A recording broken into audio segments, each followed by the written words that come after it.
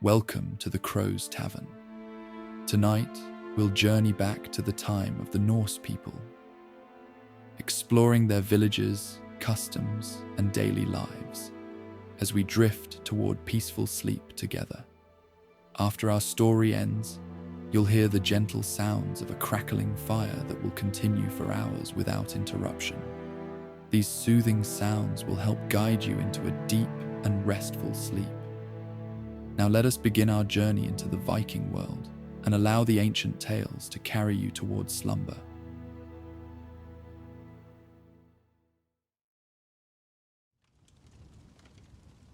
The village of Elffiel nestled in a valley between towering mountains, their peaks lost in swirling clouds. Morning light filtered through the mist, casting a pearly glow over the wooden houses with their steep thatched roofs. Smoke curled from hearth fires, carrying the scent of pine and cedar into the cool air. The aroma mingled with the earthiness of the surrounding forest and the crisp, clean sharpness of early frost. The village was coming alive with the day's first activities. Women tended to cooking fires, the smell of fresh bread and porridge wafting from open doorways. Children chased each other between houses, their laughter like birdsong in the morning air. Men prepared for hunting or fishing, checking nets and sharpening spears with practiced hands. Several elders gathered near the central fire pit, their white beards gleaming in the diffused light as they discussed matters of importance with measured words and thoughtful nods. Beyond the homes, small fields stretched toward the forest's edge, where barley and rye grew in neat rows. Sheep and goats grazed on the hillsides, their occasional bleats carrying clearly in the still air. A small stream wound through the eastern edge of the settlement, its waters clear and cold from the mountain snow, providing the village with fresh water and glittering like silver thread through the landscape. Kari stood at the edge of the village, his gaze drawn upward to the mountains. At 52 winters, he was not as spry as he once had been, but his mind remained sharp, his knowledge of the old stories and songs unmatched. Silver threaded through his beard, and lines etched his weathered face like the runes he so carefully interpreted. As the village skald, keeper of histories and lore, Kari felt the weight of tradition upon his shoulders. A mantle he wore with quiet dignity. He ran his fingers over the bone comb that hung from his belt, a gift from his father who had been skald before him. The comb was worn smooth from years of use, its teeth still straight and strong, the handle carved with intertwining serpents whose eyes were tiny amber beads that caught the light. Such objects carried memory and meaning, connecting him to those who had walked before, just as his stories connected the village to their ancestors. Kari's woolen cloak, dyed a deep blue from crushed woad leaves, was pinned at his shoulder with a bronze brooch shaped like Hugin and Munin, Odin's ravens. The metal was darkened with age, but the details remained clear, each feather lovingly rendered by a craftsman long dead. He wore simple leather boots, well oiled against the damp, and carried a staff of ash wood that served as both walking aid and symbol of his position. Around his neck hung a small leather pouch containing runestones, tools of divination and wisdom that he rarely used but always carried. Today marked the beginning of an important journey, the ceremonial horn of their ancestors, carved from the antler of a great stag and rimmed with silver, telling the tales of their people, needed to be retrieved from its resting place high in the mountains. Every 7 years this pilgrimage took place, renewing the connection between the village and their gods. The ritual dated back to the time of Kari's great-grandfather's great-grandfather, when the village faced a terrible winter that threatened to claim them all.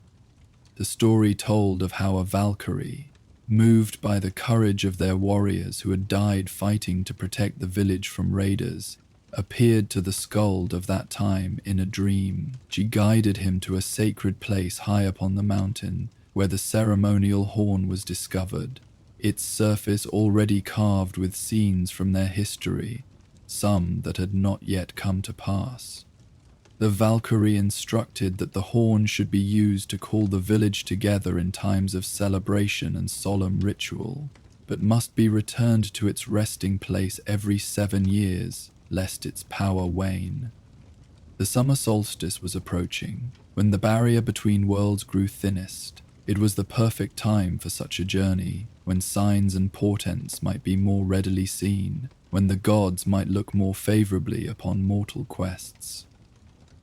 The village had prepared for weeks. Special breads had been baked, sacrifices offered, prayers woven into everyday tasks. Children had been taught the ancient songs anew, and elders had shared dreams and omens that spoke of favorable conditions for the journey. 4 others would accompany Kari. Leif, a broad-shouldered fisherman whose laugh echoed like thunder. Freyre, a shield maiden whose calm demeanor belied her strength. Gunnar, a young hunter with keen eyes and quiet steps. And Astrid, barely 20 summers, who had been chosen by the village elder for her gift of second sight. Leif stood a head taller than most men in the village, his arms thick from years of casting nets and rowing boats. His auburn beard was braided with small wooden beads that clacked together when he laughed, which was often. Despite his imposing size, children flocked to him for the stories he told of creatures beneath the waves and distant shores he had visited in his youth. He wore a necklace of polished stones gathered from beaches far from home, each one a memory of journeys past. Freya moved with the fluid grace of someone who had spent years training with sword and shield. Her light brown hair was pulled back in a practical braid that reached halfway down her back, revealing a face more notable for its strength of character than conventional beauty. A thin scar ran along her jawline, a reminder of a raid 3 summers past, when she had stood with the men to defend the village. Though she could match most warriors in combat, her true gift was strategy, seeing patterns where others saw only chaos, anticipating moves before they were made. Gunnar was the youngest man of the group at 25, lean and quick, with eyes the color of stormy seas. He spoke rarely but observed everything, able to track game through the densest forests by signs invisible to others. His clothing was simple but adorned with small tokens of his skill: a necklace of bear claws, armbands of finely worked leather, a belt knife with a handle carved from the antler of the first stag he had taken as a boy. He had volunteered for the journey immediately, eager to prove himself worthy of the honor. Astrid was the most enigmatic of the 5. Small-boned and fair, with eyes of such a pale blue they sometimes appeared almost silver in certain light, she had been marked as different from birth. While other children played at battles and hunts, she would sit for hours watching the sky or whispering to plants and stones. As she grew, her unusual perceptions became more pronounced. She dreamed events before they happened, sensed approaching weather changes days in advance, and sometimes spoke in riddles that only made sense after time had passed. The village respected such gifts, seeing in them connections to powers beyond mortal understanding. They gathered by the great oak at the center of the village, each carrying a small pack with provisions. The morning air carried the scent of freshly baked bread and smoked fish that the village women had prepared for their journey. The oak was ancient, its massive trunk requiring 5 adults with outstretched arms to encircle it. Its branches spread wide overhead, creating a natural canopy where the village gathered for important ceremonies and councils. The ground beneath it was worn smooth from generations of feet, and the bark of its lower trunk was polished from countless hands touching it for luck or wisdom. This tree was sacred to Thor, planted by the first settlers of Elfjall, and it was said that as long as the oak thrived, so too would the village. Around its base, small offerings had been placed. Cups of mead, bundles of herbs, carved wooden figures, and braided cords. These gifts to the gods and spirits ensured protection for those about to depart. Village elders had tied red threads around the travelers' wrists the night before, symbols of Frigg's protection that would bind them to home and ensure their safe return. The entire village had gathered to see them off. Mothers held up babies for blessing. Children watched with wide eyes, memorizing every detail to reenact in their play later, and the elders stood with solemn expressions, knowing the importance of what was to come. Several young women approached Astrid, pressing small bundles of herbs or carved tokens into her hands, whispering requests for her to leave them as offerings at the sacred site. "The path will be challenging," Kari said, his voice a gentle rumble that commanded attention without demanding it. "But the gods watch over those who seek with pure hearts.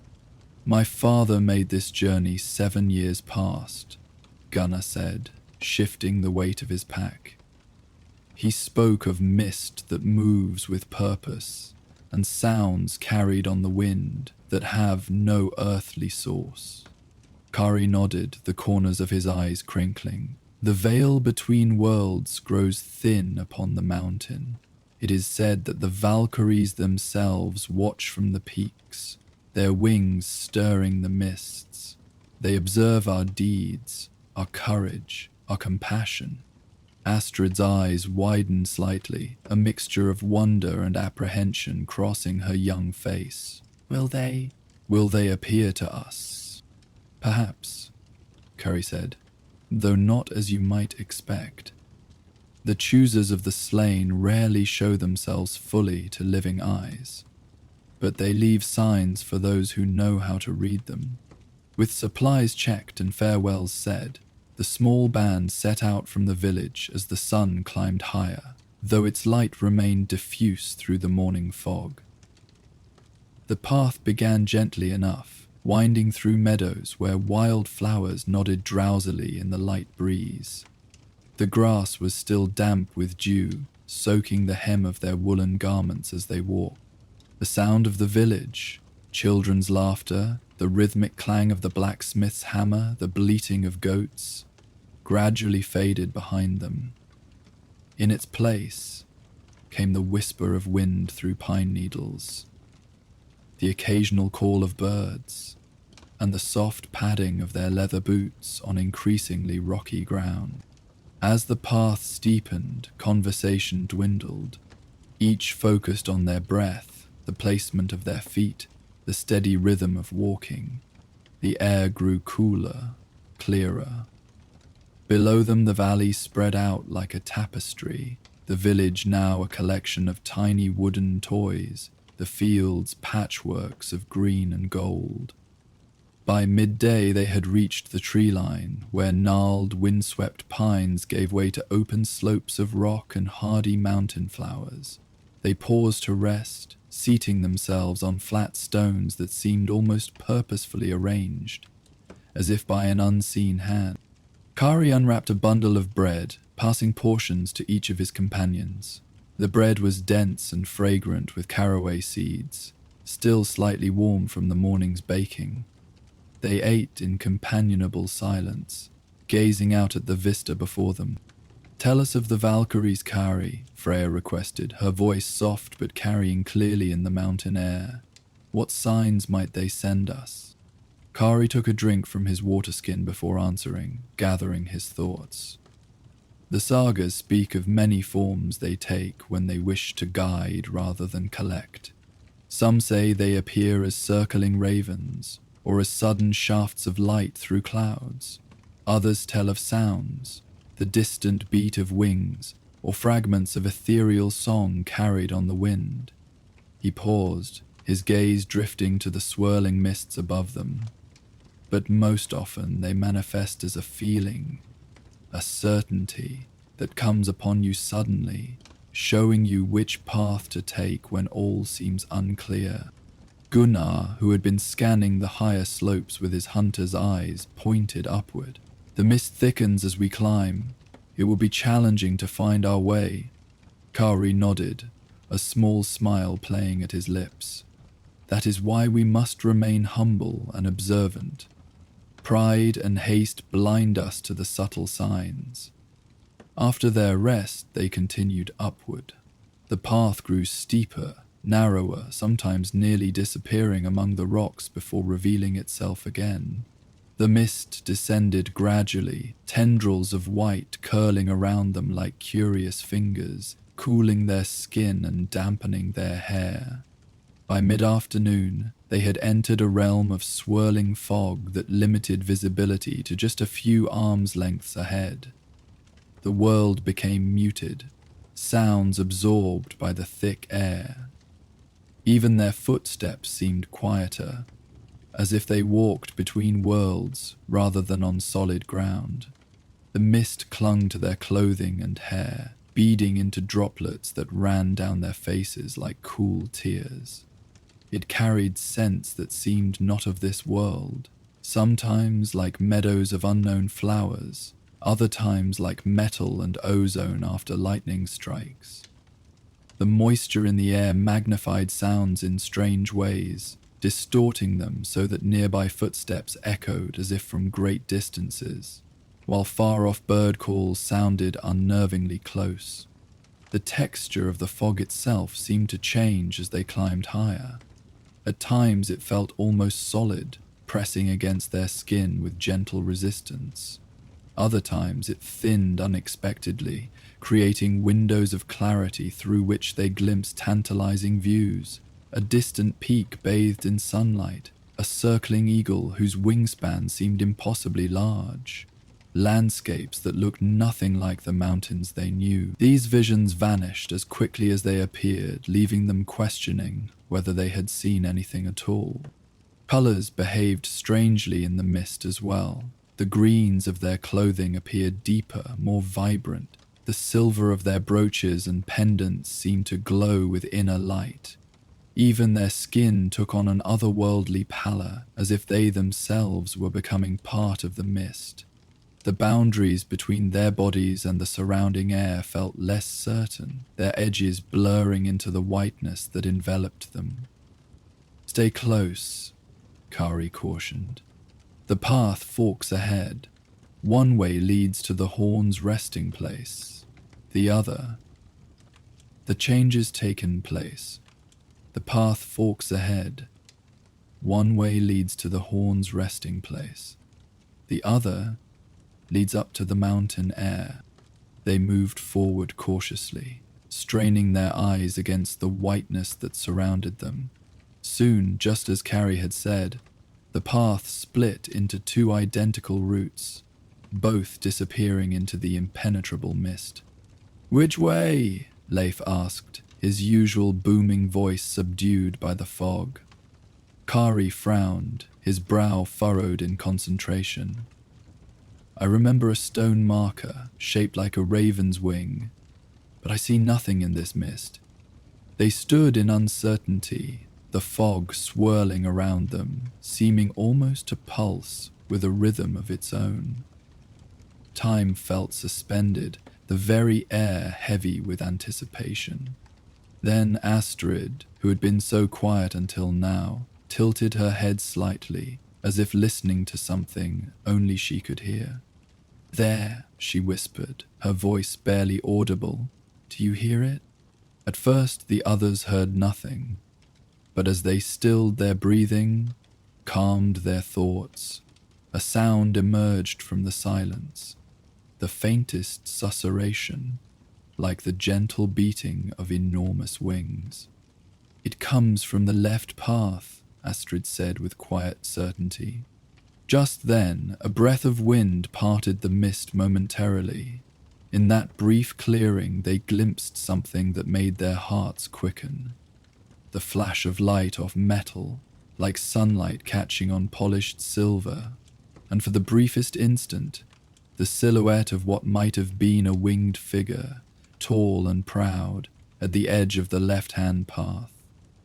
Then the mist closed again, but the path seemed somehow more distinct, as if it had been outlined by an unseen hand. Without further discussion, they followed it, Kari leading with renewed confidence, Astrid close behind, her eyes wide and wondering. The fog seemed to part before them now, not enough to see far ahead but sufficient to guide their steps. The sound that had first caught Astrid's attention, that whisper of wings, came and went, sometimes seeming to encircle them, other times leading them onward. "They are with us," Carey murmured, his voice filled with reverence. "The choosers of the slain walk unseen beside us." As they climbed higher, the nature of the mist began to change. What had been a uniform whiteness now occasionally shimmered with an otherworldly luminescence, like moonlight on water. Occasionally, they caught glimpses of shapes within the fog, suggestions of winged forms that vanished when looked at directly. The air grew thin, yet somehow easier to breathe, as if imbued with a vitality that transcended physical laws. Each of them felt a curious lightness in their limbs, a clarity of mind that pushed away fatigue. The path steepened sharply, becoming a series of natural steps cut into the very rock of the mountain. They ascended in single file, each step deliberate and measured. The mist continued to swirl around them, but now it seemed almost to guide them, thickening to obscure dangerous edges, thinning to reveal safe passages. Then, all at once, they emerged into an unexpected clearing. The fog formed a perfect circle around a flat stone platform, open to the sky above, where breaks in the clouds revealed patches of deepening blue. The setting sun, not yet visible from this eastern face of the mountain, nevertheless painted the highest clouds in shades of amber and rose that reflected softly on the misty walls surrounding them. In the center of the stone platform stood a simple altar, a column of granite, unnaturally smooth, as if polished by centuries of wind and touch, and upon it rested the ceremonial horn. Even those who had seen it before, Kari and Leith, caught their breath at the sight. The horn curved gracefully, its surface intricately carved with scenes from their people's history. The silver rim gleamed in the diffused light, the runes etched upon it seeming almost to move, to tell their stories of their own accord. They approached it slowly, a natural hush falling over the group. The air here felt charged, as if they stood in a place between worlds, not quite Midgard, yet not fully in the realm of gods or spirits. Kari stepped forward, but then hesitated, looking to Astrid. "You heard their call first," he said gently. "The Valkyries have chosen you as their voice among us. It should be you who takes the horn." Astrid's eyes widened, but she squared her shoulders and stepped toward the altar. As she did, the mist around the clearing stirred, though there was no wind. The sensation of being watched intensified, not threateningly, but with a solemn attention that made each of them stand straighter, more mindful of their movements and thoughts. With reverent hands, Astrid lifted the horn from its resting place.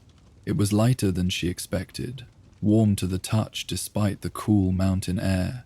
As she cradled it in her palms, a sound emerged, not from the horn itself, but from the air around them, a single, pure note that seemed to resonate with the very stones beneath their feet. And in that moment, the mist at the edge of the clearing parted. There, standing at the threshold of their sacred space, was a figure that both was and wasn't there. A woman of impossible beauty and terrible aspect, her form seeming to shift between solid and vapor. Armor gleamed on her breast, though no metal could be so lustrous. A spear rested in her hand, its tip catching light that had no source. And behind her, half seen through the swirling fog, the suggestion of enormous wings stretched outward. She stood taller than any mortal woman, her presence filling the clearing despite her stillness. The mist swirled around her, but never obscured her completely, as if reluctant to touch her form. The air near her seemed to shimmer and pulse with energy that made the traveler's skin tingle and the fine hairs on their arms rise. Though she made no sound, each felt as if they could hear something, a note sustained just beyond the range of hearing, the memory of a song once known but forgotten. Time itself seemed to bend in her presence. Heartbeats stretched into eternities. Breaths became profound exchanges with the universe. Each of the five felt as if they stood alone before her, receiving a silent message meant only for them, though none could have articulated what that message was. It settled not in their minds, but deeper, in places of knowing that predated thought or language. None could later agree on her exact features. Leif would speak of eyes like winter stars, while Freya remembered hair the color of ravens' wings.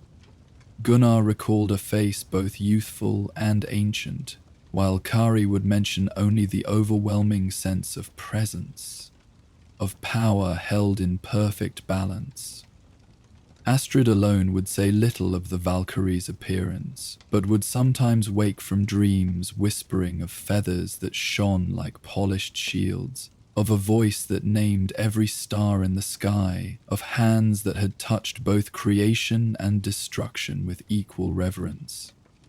In quiet moments, when her guard was down, she might be found tracing patterns in the air that matched no earthly writing but seemed to flow with purpose and meaning.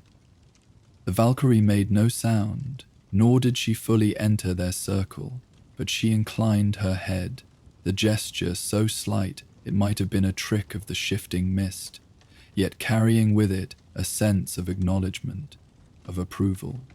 Then she was gone, the mist closing once more, though a path leading downward remained clear, marked by a subtle luminescence that seemed to hover just above the ground. For several long moments none of them spoke or moved. They stood in the presence of what had been, absorbing the weight and wonder of the encounter. Their breath formed small clouds in the cooling air, mingling with the mist around them.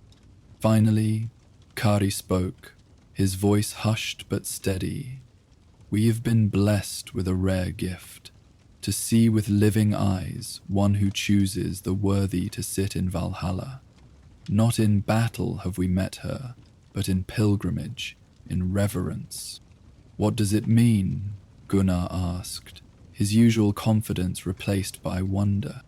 "It means," Kari said, "that our journey, our people's journey, is seen and valued by the gods, not only our warriors' deaths, but our living quests, our seeking of wisdom and connection." Astrid carefully wrapped the horn in a soft cloth she had brought for this purpose, securing it in her pack. The reverence with which she handled it spoke of her understanding of its significance, not just as an object of historical importance, but as a link between their world and the divine. As the last light faded from the clouds above, they began their descent, following the glimmering path that had been left for them. The way down seemed easier somehow, as if the mountain itself had shifted to gentle their journey. The mist remained, but it no longer disoriented. Instead, it cradled them, guiding their steps away from dangerous drops and loose stones. They walked in peaceful silence, each absorbed in their own thoughts, yet connected by the shared experience that transcended ordinary words. The soft sound of their footfalls on stone created a gentle rhythm, almost like a lullaby, soothing their minds as they descended through the gathering darkness. By the time they reached the tree line, stars had begun to appear overhead, their light surprisingly bright and clear through breaks in the mist. The familiar shapes of the pines welcomed them back to the world they knew, though each felt subtly changed by what they had witnessed. They made camp in a small clearing among the trees, building a modest fire that cast a warm, golden glow over their circle. The flames danced and flickered, occasionally seeming to form shapes that reminded them of wings, of spears, of watchful eyes. As they shared a simple meal of bread, dried meat, and berries, the tension of the journey gradually eased from their bodies. The familiar tastes and the warmth of the fire grounded them once more in the physical world, though the memory of their encounter remained vivid. "Will you tell the village what we saw?" Freya asked Kari as they finished their meal. The old skald considered this, his weathered hands cradling a cup of hot herbal tea. "I will tell them of our journey, of the mist and the paths, of finding the horn where our ancestors left it," he said slowly. "But some experiences are not meant to be shared in full. They would become diminished in the telling, reduced to mere wonder tales." He looked around at his companions, his gaze resting finally on Astrid, who sat with the wrapped horn beside her, her expression peaceful yet changed, the look of one who has glimpsed beyond the veil and returned with quiet wisdom. "Each of you must decide what to carry forward from this day," Kai continued. "Not all truths need to be spoken aloud to be honored." They nodded in understanding. Some experiences were too profound, too personal to be fully expressed in words. What they had shared on the mountain would live within them, shaping their actions and perspectives in ways that might never be articulated, but would be no less real for their silence. As night deepened around them, they prepared for sleep. Leif and Gunnar gathered more wood for the fire to keep them warm through the night. Freya and Astrid arranged their sleeping furs in a circle around the flames. Kari sat a little apart, his gaze alternating between the fire and the star-filled sky above. When all was ready, they settled onto their bedrolls, the day's exertion making even the hard ground feel comfortable beneath them. The night was quiet, save for the occasional soft hoot of an owl, the gentle crackling of the fire, and the whisper of wind through pine needles. Kari, as was tradition, offered to tell a story to ease them into sleep, but instead of one of the familiar sagas of gods and heroes, he began to softly chant an ancient poem about the spaces between worlds, where the seen and unseen meet, where mortal steps might cross paths with divine presences. His voice rose and fell like the mist itself, sometimes barely audible, other times clear as a mountain stream. The words seemed to hang in the air, almost visible in the firelight, before dissolving into the night. One by one, his companions drifted towards sleep, their breathing deepening, their features softening in the warm glow of the dying fire. Astrid was the last to succumb, her hand resting protectively on the wrapped horn beside her. As her eyes finally closed, she thought she heard just at the edge of perception the distant sound of wings. Kari continued his chant even after the others slept, his voice growing ever softer until it merged with the night sounds around them. He too eventually lay back, his old bones grateful for rest. His mind still filled with the image of the Valkyrie at the edge of the mist. As he drifted towards sleep, he felt a curious lightness, as if he too were becoming part of the mist, part of the mountain, part of the ancient story that continued to unfold with each breath, each heartbeat, each moment of wonder in the vast tapestry of existence. In that space between wakefulness and dreams, Kari sensed rather than saw the shifting of air around their camp. The fire's glow seemed to strengthen briefly, though no wood had been added. The shadows it cast moved in ways that suggested forms watching, guarding, winged sentinels at the edges of perception. A feeling of profound peace settled over him, deeper than he had known in many years, as if invisible hands had smoothed away the wrinkles of worry from his mind. Leif's dreams were filled with vast oceans and ships with dragon-headed prows, cutting through waves that sparkled like hammered silver.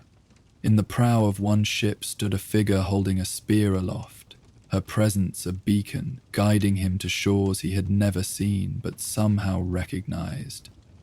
He smiled in his sleep, his massive chest rising and falling in the rhythm of those dream sea waves. Freya dreamt of battlefields transformed, the clash of weapons becoming music, blood-soaked ground blossoming with flowers that glowed with inner light. She saw herself not as a warrior but as something else, something winged and purposeful that moved between fallen heroes with touches that healed even as they separated spirit from flesh. She murmured soft words in her sleep, her hands twitching as if performing some sacred task. Gunnar's dreams were of forests primeval, trees taller than mountains and older than memory. He moved through them not as hunter but as guardian, understanding their whispered language, feeling the slow, patient pulse of their existence. Above the canopy, eagles circled. Except they were not eagles but women with feathered cloaks, their keen eyes watching over the world below with fierce protection. Astrid's dreams were the most vivid of all. She walked paths of starlight between worlds, guided by 9 women who were sometimes warriors, sometimes birds, sometimes nothing more than voices in the wind.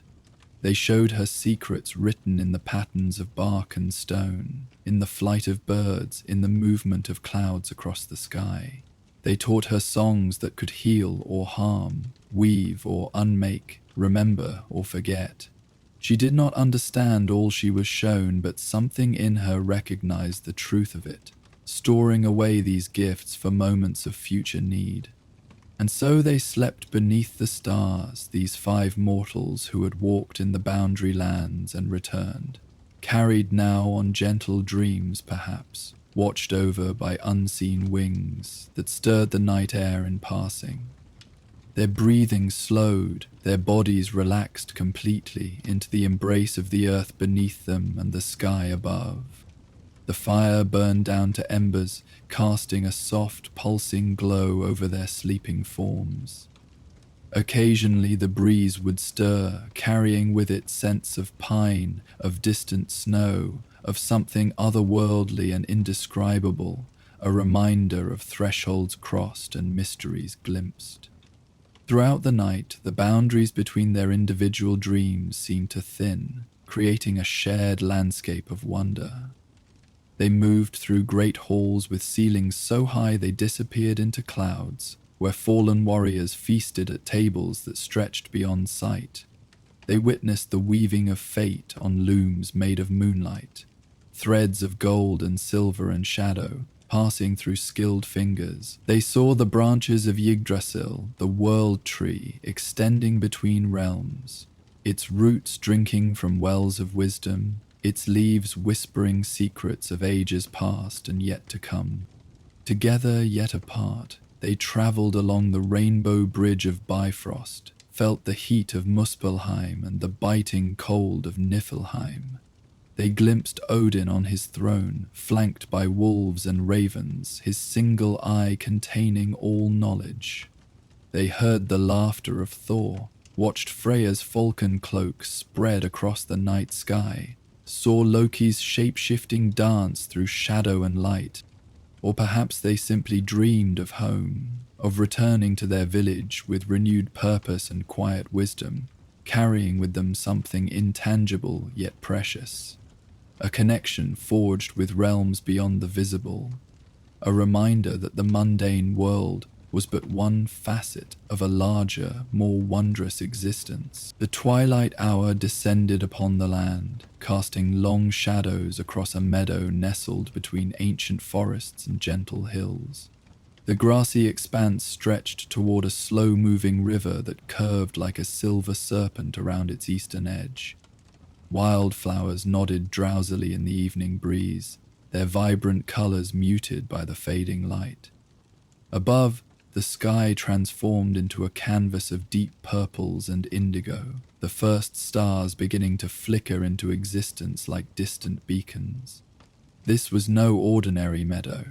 Scattered throughout the waist-high grasses stood weathered stone markers and low, rounded mounds, the final resting places of warriors long fallen. Some stones bore faded carvings of runes and symbols of valor. Others had been worn smooth by centuries of wind and rain, their stories lost to time. Small clusters of white flowers grew around these markers, their petals glowing with an almost ethereal quality in the deepening twilight. Brinja stood motionless at the meadow's edge, her tall figure silhouetted against the darkening horizon. She had watched over this place for more centuries than mortal minds could comprehend.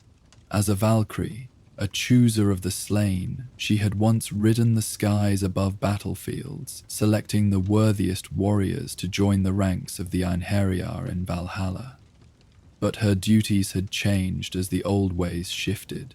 Now she served as guardian to those who had not been chosen, whose bodies rested here in this quiet meadow, far from the clash of swords and the cries of battle. Her armor was simple but finely crafted. Silver breastplate engraved with protective runes, vambraces that gleamed with a light that seemed to come from within the metal itself. A spear of ashwood with a silver tip rested in her right hand, its surface marked with symbols of passage between worlds. Her wings were folded against her back, massive feathered appendages that shimmered between visibility and shadow, sometimes appearing solid, other times translucent as morning mist. Brinja's face held both beauty and severity, high cheekbones, eyes the color of storm clouds, lips that rarely smiled. Her hair, platinum blonde and braided intricately with small silver beads, fell to her waist. A circlet of twisted silver rested upon her brow, marking her as one of Odin's handmaidens, though she had not returned to his halls in many years. Something troubled the meadow tonight. Brinja could sense it in the way the grasses swayed against the direction of the wind, in the restless chirping of crickets that seemed to follow no natural rhythm, in the subtle shift of energies that rippled through the ground beneath her feet. The spirits of the fallen were stirring. "What disturbs your rest, brave ones?" she murmured, her voice carrying the resonance of distant thunder. "What calls you from your slumber beneath the earth?" As if in answer, wisps of pale blue light began to rise from several of the burial mounds. They hovered uncertainly, pulsing with a gentle luminescence, before drifting through the grasses in meandering patterns. These were not fully formed apparitions, but rather echoes of the warriors who slept below, memories of lives once lived, preserved in this place between worlds. Brinja stepped forward, moving with fluid grace through the high grass. The spectral lights retreated slightly at her approach, but did not vanish. She could feel their unease, a disquiet that had no voice but manifested in the cooling of the air around her and the faint sounds, almost like distant battle cries, that seemed to emanate from the ground itself. "All is well," she spoke to them, extending her hand. "Return to your rest, honored ones." But the spirits continued their restless movements, gathering now near the center of the meadow where stood a circle of 7 stones, each taller than a man and carved with elaborate scenes of battle and feasting. This sacred circle marked the oldest graves, warriors from the first settlements, who had died defending their homes from raiders from across the sea. As Brinja approached the stone circle, she noticed movement at the meadow's far edge, not the ethereal drifting of spirits, but the solid forms of living beings. Humans were approaching, their silhouettes dark against the last crimson streaks of sunset. She stiffened slightly, her grip tightening on her spear. It had been many years since mortals had ventured to this place, and their presence now, when the spirits were already disturbed, seemed more than coincidence. The approaching group moved with purpose but without haste, At their fore walked a man of impressive stature, his broad shoulders draped with a cloak of bear fur. Behind him came others, men and women both, dressed in the practical wool and leather garments of northern folk. They carried no weapons drawn, though most had axes or sace-axes at their belts. Several held bundles of what appeared to be herbs and flowers. One, a young boy no more than 12 summers, carried a small clay pot that glowed with embers. Brynja stepped within the stone circle, positioning herself between the approaching humans and the agitated spirits, whose blue glow had intensified at the newcomer's approach. She did not hide her wings nor her divine aspect. If these mortals had come to this sacred place at such an hour, they would face her as she truly was. The leader of the humans stopped at a respectful distance, just beyond the circle of stones. His face, lined with experience and framed by a graying beard carefully braided with small wooden beads, showed no fear, only reverence. He bowed deeply, fist pressed to heart in the traditional gesture of respect. "Greetings, Valkyrie," he said, his voice deep and measured. "I am Halvar Ragnarsson, chieftain of Ravenholm. We come in peace and with purpose to this hallowed ground." Brynja studied him, her gaze penetrating. "You tread upon the resting place of warriors, mortal. Why do you disturb their slumber with your presence?" Halvar straightened, meeting her gaze with steady eyes. "We come to honor them, not disturb them. For 3 nights now our seers have dreamed of unrest in this meadow. The signs were clear, souls stirring, seeking remembrance." He gestured to one of his companions, an elderly woman with cloud-white hair who carried a small wooden bowl. Gudrun saw it in the runes. Something troubles the fallen ones. The spirits drifted closer now, their light reflecting in the eyes of the living. Some of the Vikings shifted uncomfortably, but none retreated. The old woman, Gudrun, nodded solemnly, her gaze moving not to Brynja, but to the ghostly lights around them. "They grow restless," Gudrun said, her voice cracked with age but firm. "The world changes too quickly. New gods are spoken of in lands to the south. The old ways fade. They fear being forgotten." Brynja considered this. It was true that changes were coming to the northern lands. Tales had reached even her ears of strange men in robes speaking of a single god who had died upon a cross. Such stories meant little to immortals like herself, but perhaps the spirits of these warriors, caught between worlds, felt the shifting of beliefs more keenly. "What would you do here?" Brynja asked, her tone softening slightly. "We bring offerings," Halvar said, gesturing to his people. "Food and drink for the fallen, songs to remember their deeds, fire to light their way in darkness." He stepped aside, revealing a young girl of perhaps 16 standing behind him, clutching a small wooden harp to her chest. "My daughter Salveg will sing the old songs, if you permit it." The spectral lights pulsed more rapidly now, clustering around the Vikings. Several drifted directly to the young boy with the ember pot, circling him with particular interest. The boy stood very still, his eyes wide but unafraid.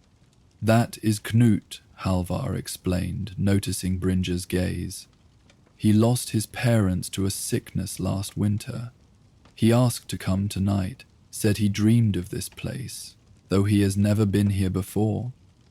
Brynja approached the boy, her wings folding tighter against her back to appear less intimidating. She knelt before him, bringing her face level with his. The boy's eyes were deep brown, solemn beyond his years, but clear and direct. "You brought fire, little one," she said, her voice gentler than before. Knut nodded. "For the warriors," he said simply, "so they aren't alone in the dark." Something in the boy's words seemed to settle the spirits. Their frantic movements calmed, their glow softening from sharp blue to a gentler azure. Brynja felt the change in the meadow's energy, still unsettled, but no longer agitated. She rose to her full height and surveyed the assembled Vikings. Your intentions honor this place. You may proceed with your rituals, but with care and reverence. Halvar bowed again. Thank you, chooser of the slain. We will treat this ground as sacred. Under Brynja's watchful gaze, the Vikings moved with practiced efficiency. Some began placing small clay bowls of mead and honey at the base of burial stones. Others laid out offerings of bread and dried meat on cloth-covered stones. The old woman, Gudrun, walked the perimeter of the stone circle, sprinkling water from her wooden bowl and murmuring ancient blessings with each step. Young Knut moved carefully through the meadow, using a taper to light small oil lamps that others placed around the most prominent burial mounds. With each lamp that flickered to life, the spectral lights seemed to grow calmer, more focused, gathering around the flames as if drawing comfort from their warm glow. Solvig, the chieftain's daughter, seated herself on a flat stone at the circle's edge. Her fingers moved across the harp strings, drawing forth notes that hung in the air like droplets of crystal. The melody was simple at first, a rhythmic progression that mimicked the beat of oars against water. Then her voice joined the strings, clear, unwavering, and surprisingly deep for one so young. She sang of battles long past, of ships with dragon prows cutting through storm-tossed seas, of warriors standing shield to shield against overwhelming odds. She sang of feasts in torchlit halls, of skalds recounting heroic deeds, of the honor found in protecting home and kin. Each verse acknowledged the warriors' sacrifices, assured them that their deeds lived on in memory. As she sang, more spirits emerged from the burial mounds. Dozens now, their light stronger, more defined.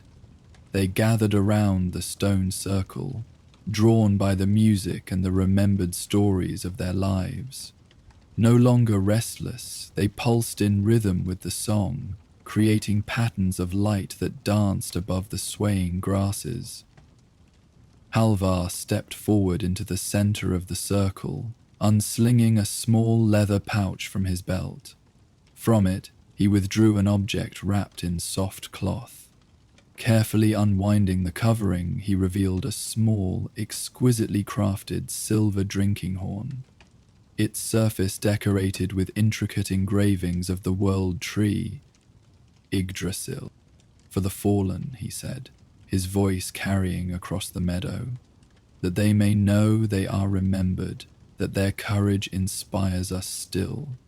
He placed the horn at the base of the central stone, the largest of the circle, which bore carvings of ravens and wolves. From our hall to yours, honored ancestors, may your mead cups never empty in Valhalla. At this, the spirits surged forward, surrounding the offering. Their light intensified momentarily, then settled into a steady, peaceful glow. The air in the meadow seemed to lighten, as if a weight had been lifted. Brynja watched this transformation with quiet approval. These mortals understood more than she had expected. They had not come to disturb or exploit, but to mend, to strengthen the threads that connected them to their ancestors, to reassure the fallen that they were not forgotten. She moved to stand beside Halvar, her wings partially unfurled now, creating a canopy of silver-feathered light above them. Your gift honors them, she said, as does your understanding of what troubled their rest. Halvar nodded, his gaze on the spirits that now moved calmly through the meadow. We feel it too, Valkyrie, the changing of the world, the old ways slipping away like water through cupped hands. He turned to face her, his expression solemn. But some things will not be forgotten, not while we draw breath. And what of when you no longer draw breath, Halvar Ragnarsson? Brynja asked, genuine curiosity in her voice. What of when your children's children face new challenges, new beliefs? The chieftain smiled, the expression transforming his weathered face. Then they will make their own way, as all generations must. But they will carry something of us with them, in their blood, in their stories, in their hearts. He gestured to young Knut, who was carefully tending the lamps, ensuring none went out. Even those not born to us can carry our stories forward. The boy has no parents, but he has a village. He has our sagas and songs. As if sensing they were speaking of him, Knut looked up. A spirit hovered near him, a particularly distinct one whose light had taken on the vague shape of a tall warrior. The boy showed no fear, only a solemn respect, as he bowed slightly to the apparition before continuing his task. Sees them clearly, Brynja observed. Yes, Halvar agreed. Gudrun says he has the sight, perhaps that is why he dreamed of this place. Across the meadow, Solveig's song had changed. The melody was slower now, more soothing, a lullaby rather than a battle hymn. The spirits responded, their movements becoming languorous, drifting gently like leaves on a stream. Several began to sink gradually back toward the burial mounds, their light dimming not in distress, but in contentment. Gudrun had completed her circuit of the stone circle, and now stood before Brynja, her aged face composed but eyes alert with intelligence. "Will you join our ritual, chooser of the slain?" she asked. "Your voice would carry weight with those who linger between worlds." Brynja considered this request. It had been long since she had participated in mortal ceremonies, longer still since she had sung the songs of passage that once accompanied warriors to Valhalla's halls. Yet something about this night, about these respectful humans and the spirits finding peace, stirred memories of her original purpose. "I will," she said finally. Gudrun smiled, revealing surprisingly strong teeth for one her age, and handed Brynja a small bundle of dried herbs. Thyme, juniper, and something that smelled of honey and earth. "For the fire," she explained, "to carry our words to those who have passed beyond." Brynja accepted the bundle and moved to the center of the stone circle where a small fire had been carefully built.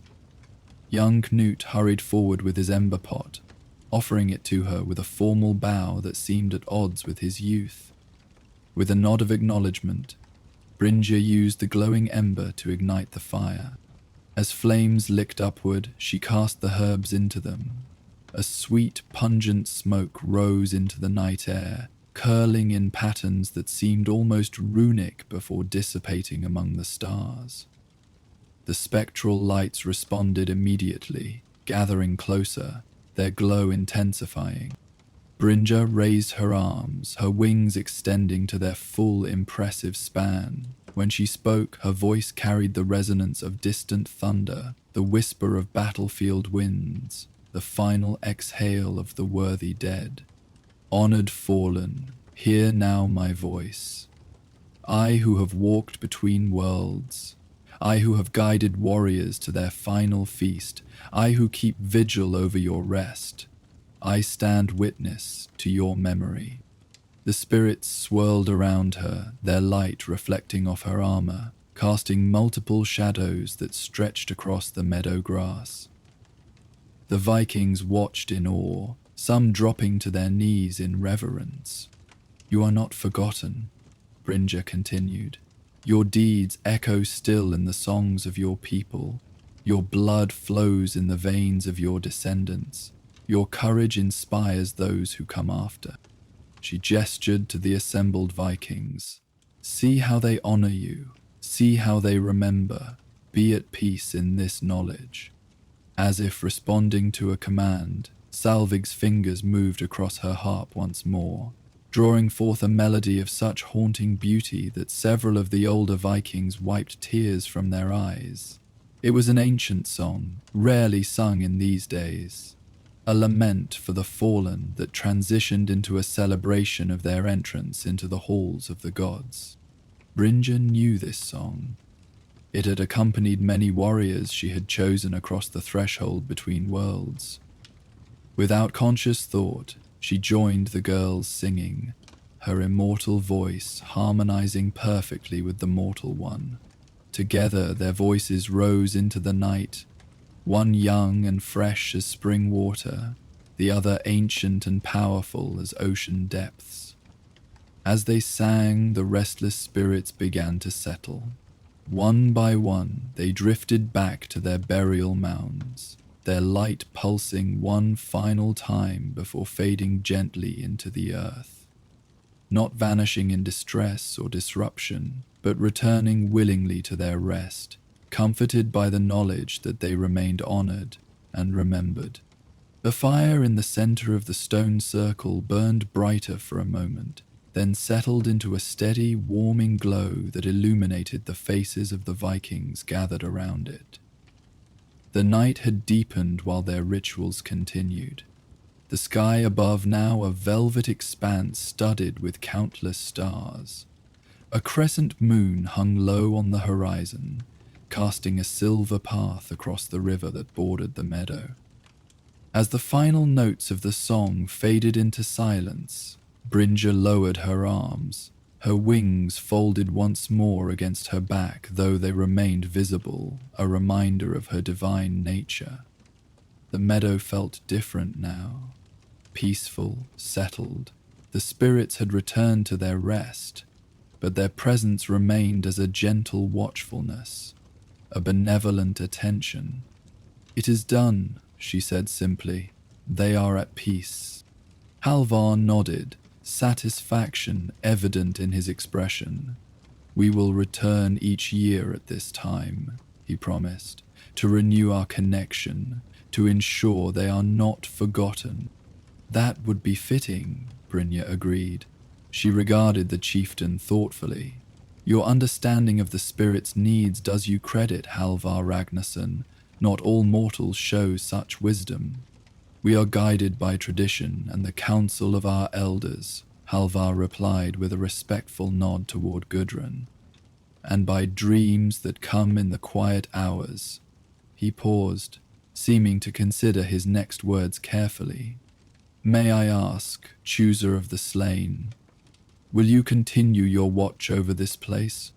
Brynja looked out across the meadow, now serene under the starlight. For centuries she had maintained her vigil here, observing the passing seasons, the gradual changes in the land and its people. It was a solitary duty, far removed from the glory and purpose of her original calling, yet it had become important to her in ways she had not anticipated. "I will remain," she said finally. "Though the world changes, some bonds must be honored." She turned her gaze back to Halvar. "As you and your people have demonstrated tonight." The Vikings began to gather their belongings, preparing for the journey back to their village. The oil lamps were left burning, small beacons of gold in the night-dark meadow. The offerings of food and drink remained at the base of the burial stones, gifts for the spirits and for the small creatures of field and forest who would find them come morning. Young Canute approached Brynja, his initial awe having transformed into something closer to reverent familiarity. He held out a small carved wooden figure, a crude but recognizable representation of a winged woman with a spear. "I made this," he said simply, "for you, so you won't be alone." Brynja accepted the gift, turning it carefully in her hands. Despite its rough execution, there was something compelling about the carving. An earnestness, a genuine attempt to capture something beyond mortal understanding. "Thank you, Knut," she said, her voice gentler than the Vikings had yet heard it. It will keep me company in my watch." The boy smiled, a quick flash of teeth in the firelight, before rejoining the others who waited at the edge of the stone circle. Solveig had carefully wrapped her harp in a wool cloth, securing it across her back. She gave Brynja a deep bow, musician to divine being, before taking her place beside her father. Gudrun was the last to approach, her ancient eyes meeting Brynja's without fear. "The changing times need not mean the end of all old ways," she said, her voice for Brynja's ears alone. "What matters is not the form of remembrance, but the heart behind it." "You speak wisdom, elder," Brynja acknowledged. Gudrun smiled, the expression creating a web of wrinkles across her weathered face. "We adapt, we endure, as do you, Valkyrie." She reached out a gnarled hand and, with surprising boldness, touched one of Brynja's wing feathers. Perhaps that is why Odin's handmaidens were created with wings, to ride the winds of change as well as battle. With that final observation, she turned and made her way slowly back to her people, leaning slightly on a staff of twisted yew wood. Halvar gave Brynja one last respectful nod before leading his people away from the meadow, back toward the forest path that would take them home. Brynja watched until they disappeared from sight, their torches becoming distant pinpoints of light among the trees before vanishing completely. She remained standing within the stone circle, the wooden figure clasped in her hand, surrounded by the peaceful silence of the meadow. Above, the stars wheeled in their ancient patterns. Below, the spirits rested easily in their mound homes, comforted by remembrance and respect. Around her, the grasses swayed gently in a breeze that carried the scent of wildflowers and herb smoke. Gradually, Brynja settled onto one of the stones, her spear laid across her lap, her wings partially extended to catch the night air. She placed the wooden carving beside her, its simple form somehow appropriate in this liminal space between worlds. The night deepened around her. Crickets resumed their rhythmic chirping, but it was peaceful now, a natural chorus rather than a sign of unrest. Occasionally a nightbird called from the forest edge, or a fish jumped in the river, creating momentary ripples in the moon's reflection. Brynja's vigil continued, as it had for centuries, as it would for centuries more. But something had shifted within her. The connection forged this night between the living and the dead, between mortal and divine, had awakened memories of her original purpose. Not just to choose the worthy fallen, but to ensure their proper transition, their remembrance, their peace. As dawn's first pale light began to touch the eastern sky, the last of the oil lamps flickered out. The meadow gradually transformed from a place of shadows and mystery to one of morning dew and birdsong. The burial mounds, imposing in darkness, became gentle rises in the landscape, covered with flowers that opened to greet the sun. Brynja rose, stretching her wings to their full span one final time before folding them close against her back. Soon they would fade from mortal sight, as would she, becoming invisible to all but those with the gift of second sight. But she would remain, watching over the honored dead, maintaining the bridge between worlds that tonight had been strengthened rather than weakened. With the carved figure tucked carefully into her belt, and her spear held loosely in her hand, Brynja made her way to the river's edge. There she would wait out the daylight hours, listening to the water's constant song, before returning to her place among the burial mounds when twilight fell once more. The spirits would rest easily now, she knew, and when next they stirred, it would not be in unease, but in anticipation of the annual return of those who remembered, those who understood that even as the world changed around them, some connections remained unbroken, stretching across the boundary between life and death, between past and present, between the seen and unseen realms. Such was the nature of her watch. Such was the honor of her duty. Such was the quiet magic of this meadow, where mortals and immortals, living and dead, met in rare and perfect understanding. The setting sun painted the western sky in brilliant hues of amber and crimson, its dying light dancing across the gentle waves of the fjord. Nestled between steep cliffs and the sheltered harbor, the village of Havnavik prepared for its most sacred annual celebration.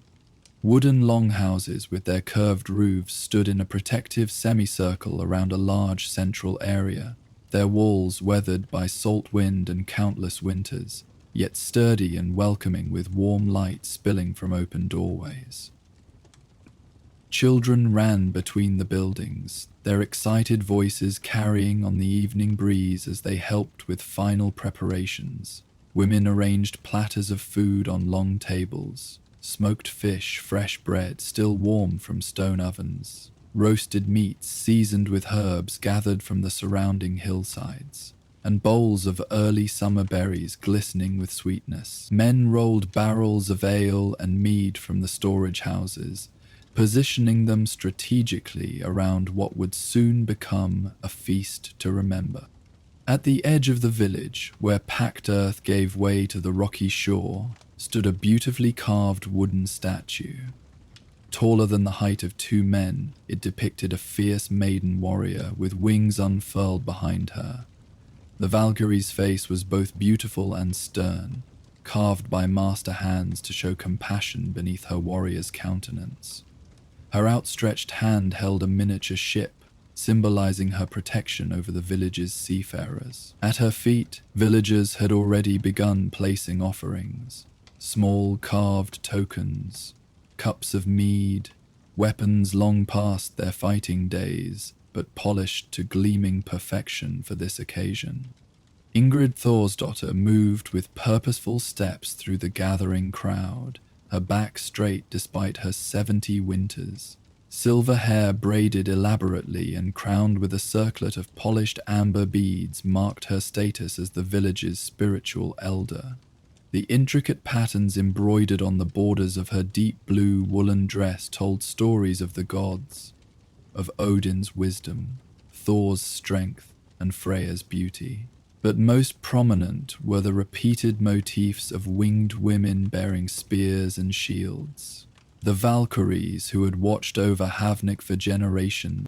The flames must reach higher this year, she instructed two young men constructing the bonfire at the center of the gathering space. The choosers of the slain must see our devotion from Asgard itself. The young men nodded respectfully, adding more logs to the carefully structured pile. This was no ordinary bonfire, but a sacred communication, a beacon to bridge the gap between the mortal world and the divine.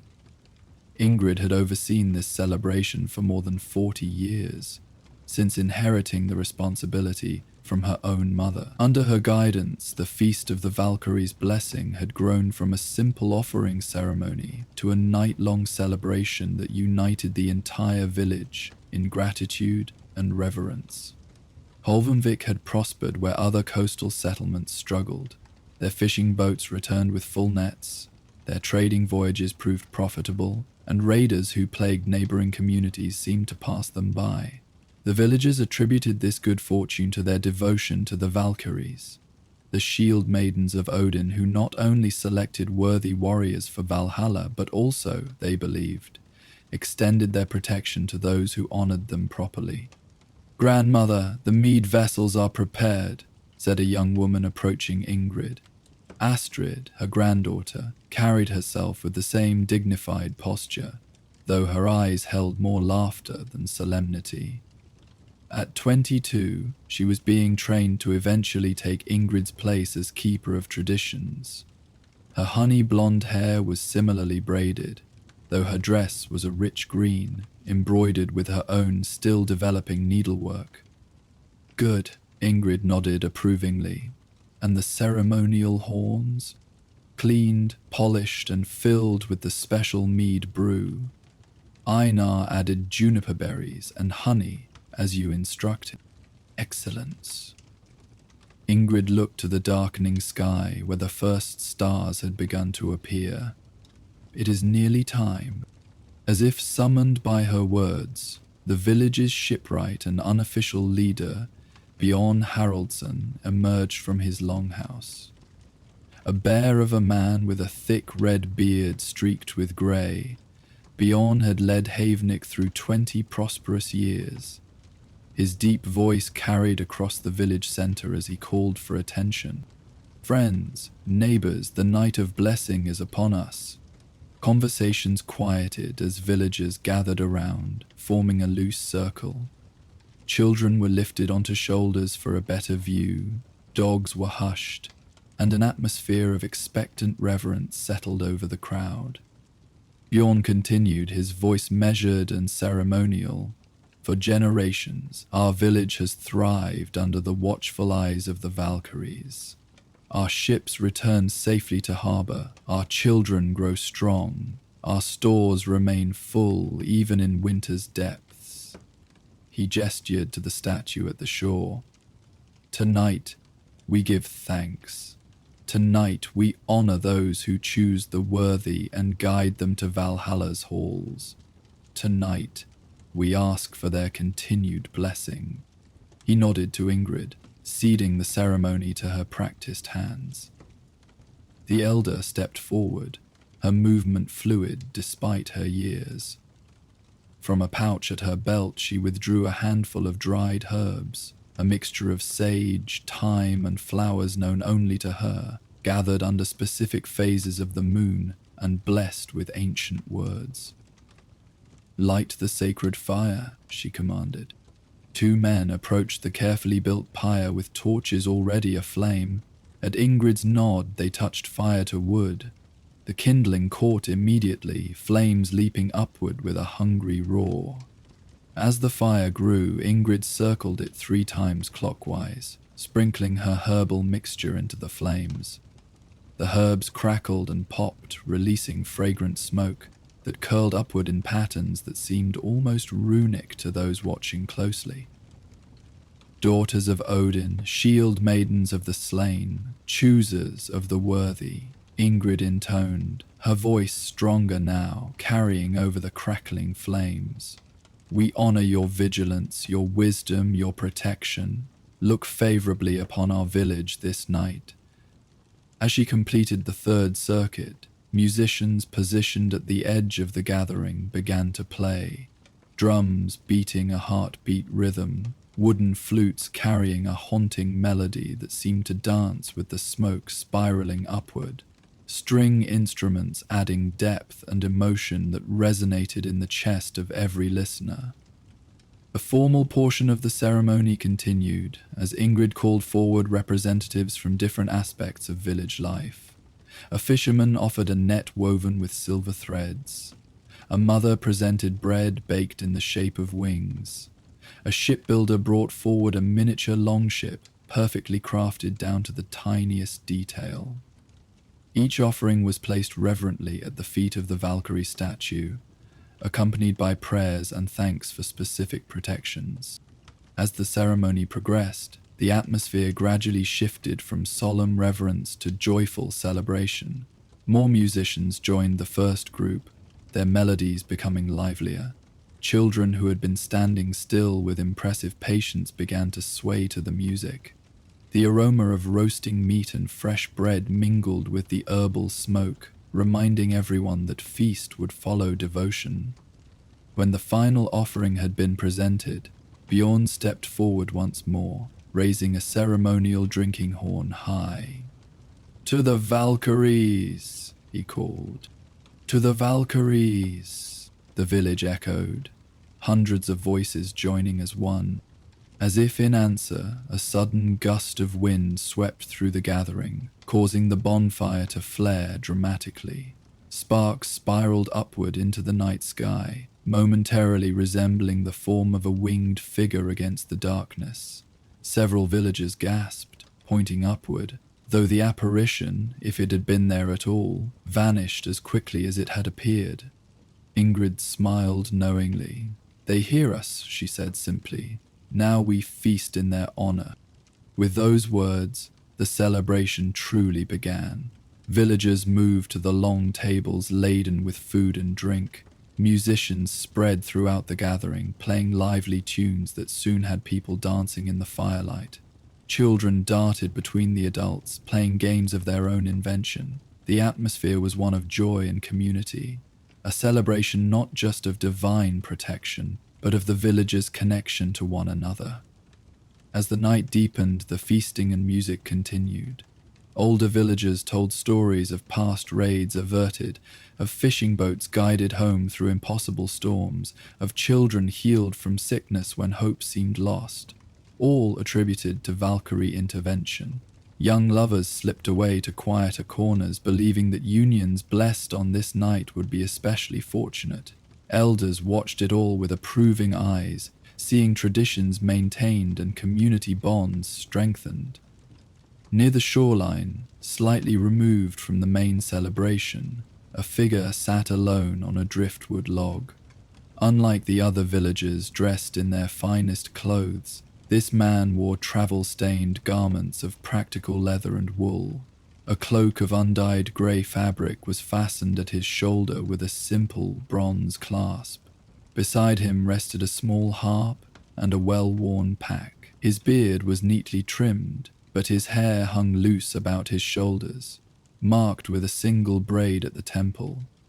The mark of a skald, a wandering storyteller and keeper of lore. Ingrid noticed him as she made her rounds through the celebration, ensuring all was proceeding as tradition dictated. She approached with measured steps, studying this stranger with keen eyes that missed little despite her advanced years. "You are welcome at our feast, traveller," she said, stopping a respectful distance from him, "though you sit apart from it." The man looked up, his eyes grey as storm clouds but warming with a smile. "I thank you for your welcome, elder," he replied, his voice melodious even in simple speech, the voice of one who made his living by its use. "I arrived only this afternoon and thought it best to observe before intruding on what is clearly an important occasion. I am Ingrid Thorsdottir, spiritual elder of Havenvik," she introduced herself. "And you are?" "They call me Halvard the Farwalker," he said, inclining his head. "I am a skald, traveling where stories lead me." "And what stories led you to our village on this particular night, Halvard the Farwalker?" Ingrid asked, her tone friendly but shrewd. Halvard's smile deepened. "Tales of a village beloved by Valkyries, where the boundary between worlds grows thin once each year during a night of celebration." He gestured toward the statue on the shore. "I see the tales spoke truly." Ingrid studied him more closely. "You have an honest face, Skald. Come, join the feast properly. A storyteller is always welcome, especially on a night when old tales gain new power." Halvard gathered his belongings and followed Ingrid back to the heart of the celebration. She led him to a place of honor near Bjorn and other village elders, introducing him as a visiting skald, a designation that immediately earned him respect and curiosity from those nearby. As he was provided with food and drink, Bjorn leaned toward him. "What brings a wandering skald to our remote village, friend? We're not on any major trading routes. The best stories rarely are," Halvard replied, accepting a cup of mead with thanks. "I follow tales of the old ways, of places where ancient traditions remain strong. Your Valkyrie feast is spoken of in hushed tones as far south as the Danish land." "Is it indeed?" Bjorn looked pleased. "And what do they say of us? That your village prospers under divine protection, that your ships are never lost, your harvests never fail, your children grow strong, Halvard took a careful sip of mead.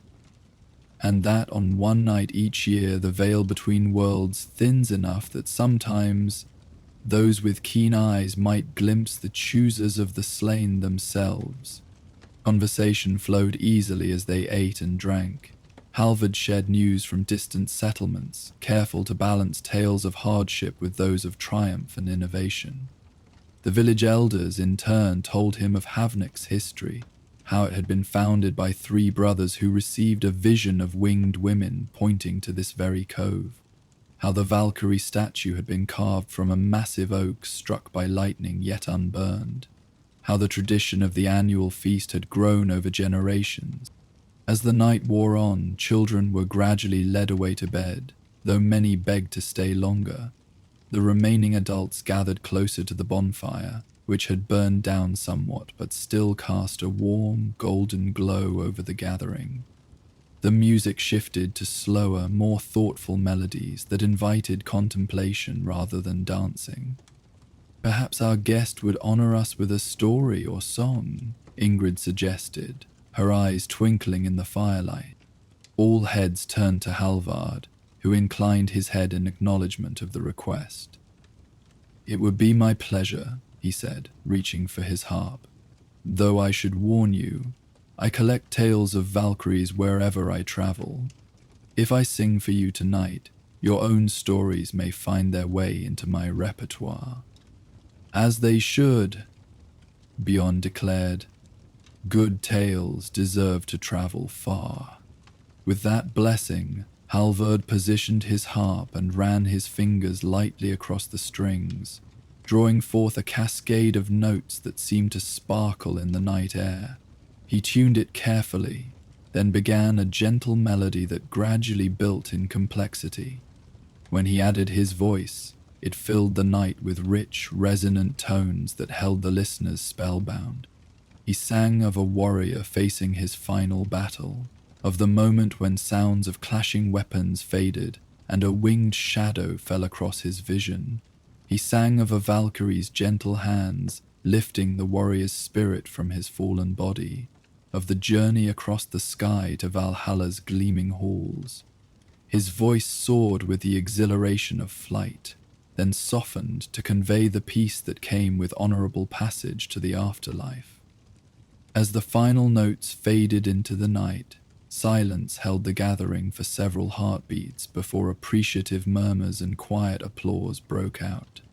Even the most stoic of the villagers seemed moved, some wiping moisture from their eyes unapologetically. "You have a gift, Skald," Ingrid said softly. "Your song honors those you sing of." Halvard bowed his head slightly in acknowledgement of the compliment. "The tales we tell shape how we understand the world," he replied. "I try to tell them truly." The peaceful moment was shattered by a child's frightened cry from the edge of the gathering. Heads turned sharply to see a young boy of perhaps 10 summers running toward the bonfire, his face pale with alarm. "Ships," he gasped as he reached Bjorn. "Coming around the headland. They fly no familiar banners." Instantly, the atmosphere transformed. Men who had been relaxed in celebration straightened, hands moving instinctively to weapons. Women gathered children closer, eyes darting toward the shoreline, though the approaching ships were not yet visible from the village center. Bjorn rose swiftly, his expression shifting from congenial host to protective leader. "How many, Leif?" he asked the boy, his voice calm but commanding. 2 long ships, the boy reported, standing straighter as he delivered his message. "Small ones."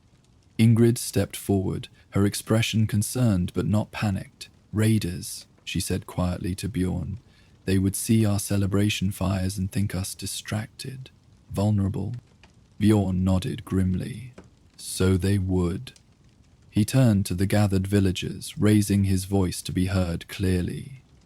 "Friends, it seems we have uninvited guests. 2 ships approach, likely opportunistic raiders thinking to find easy pickings." Rather than causing panic, his words were met with grim determination. Hamvik had faced threats before, though rarely during their sacred celebration. Men moved with practiced efficiency, retrieving shields and weapons kept prudently nearby even during festivities. Women organized themselves just as quickly, gathering the remaining children, elderly, and those unable to fight, ushering them toward the safety of the central longhouse. "Davy choose the wrong night to test us," growled a burly fisherman as he checked the edge of his axe. "The Valkyries watch over us this night." "Indeed they do, Ulf," Bjorn agreed. "But let us give them something worthy to watch." He turned to Ingrid. "Elder, lead the prayers for those who remain behind. We will form the shield wall at the shore." Ingrid nodded, already gathering the non-combatants.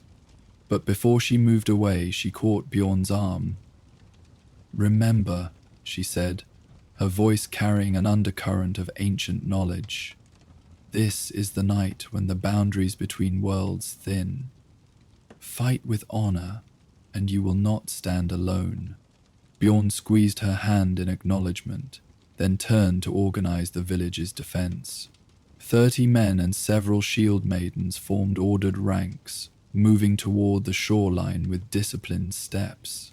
They positioned themselves between the approaching threat and the village, forming a curved line along the natural boundary where land met sea. To Björn's surprise, Halvard the Skald had taken up position among the defenders, a short sword of good quality now visible at his belt. Seeing Björn's raised eyebrow, the storyteller shrugged slightly. "A Skald who cannot defend himself collects very few tales," he explained with a wry smile. "Besides, I find myself curiously invested in the continuation of your village's traditions." The defenders did not have long to wait. Around the rocky headland that partially sheltered Havnavik's harbour came 2 longships, their oars moving with the practiced rhythm of experienced seafarers. They were indeed smaller than the village's fishing vessels, built for speed rather than cargo capacity, the preferred design of coastal raiders who relied on swift strikes and hasty retreats. As the ships drew closer, the defenders could make out the men aboard, perhaps 20 on each vessel, armed with a variety of weapons that gleamed dully in the moonlight. Their leader stood at the prow of the first ship, a tall figure wearing a helmet adorned with what appeared to be curved horns or wings extending from the sides. "Hold steady," Bjorn commanded his people, his voice pitched to carry to his fighters but not across the water to their adversaries. "Let them come to us. We have the advantage of solid ground and home worth defending." The ships slowed as they approached the shore, the raiders clearly assessing the unexpectedly organized resistance before them. They had likely anticipated finding the village in the midst of drunken celebration, easy targets for a swift raid. Instead, they faced a disciplined shield wall and fighters who stood with the steady confidence of those protecting their own.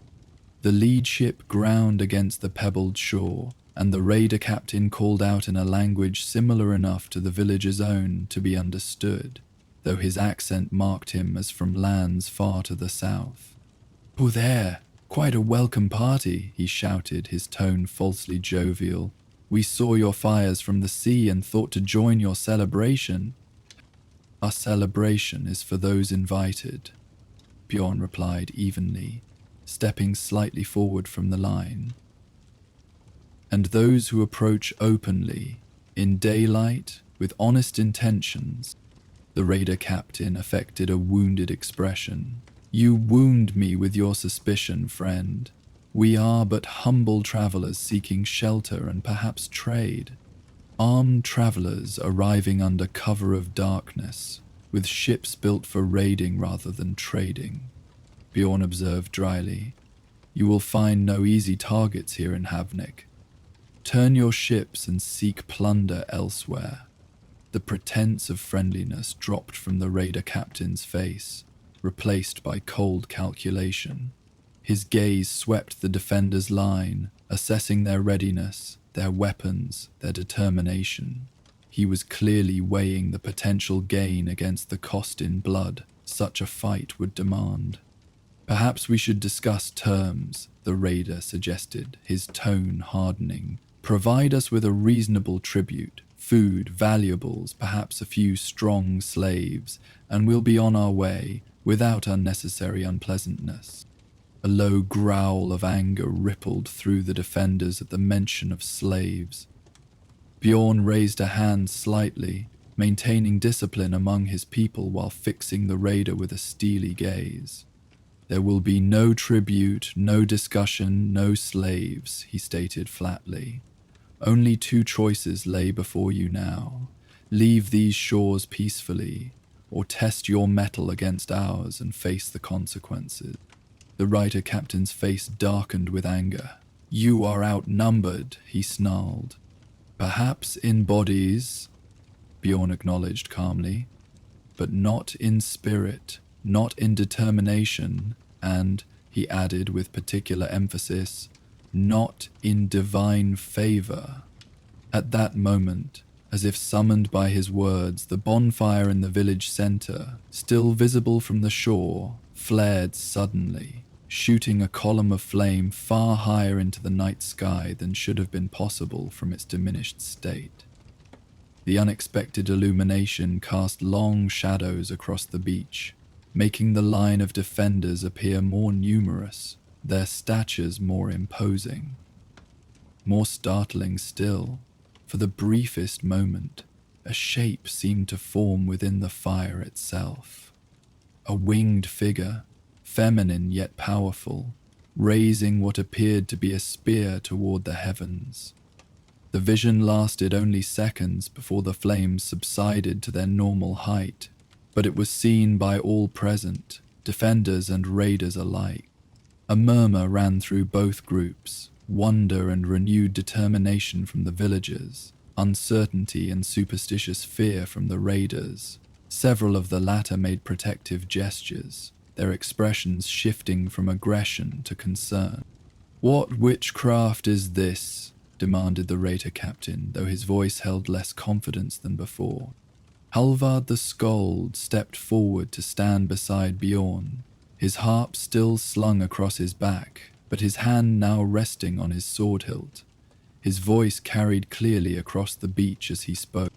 "Not witchcraft, but divine attention," he declared. "This village stands under Valkyrie protection. This night is sacred to the choosers of the slain. Attack now, and you invite their judgment upon your souls." The raider captain hesitated, visibly torn between desire for plunder and fear of supernatural consequences. Many of his men were now casting anxious glances skyward, or toward the village's still glowing bonfire. In that moment of indecision, a new sound reached the shore, singing from the village.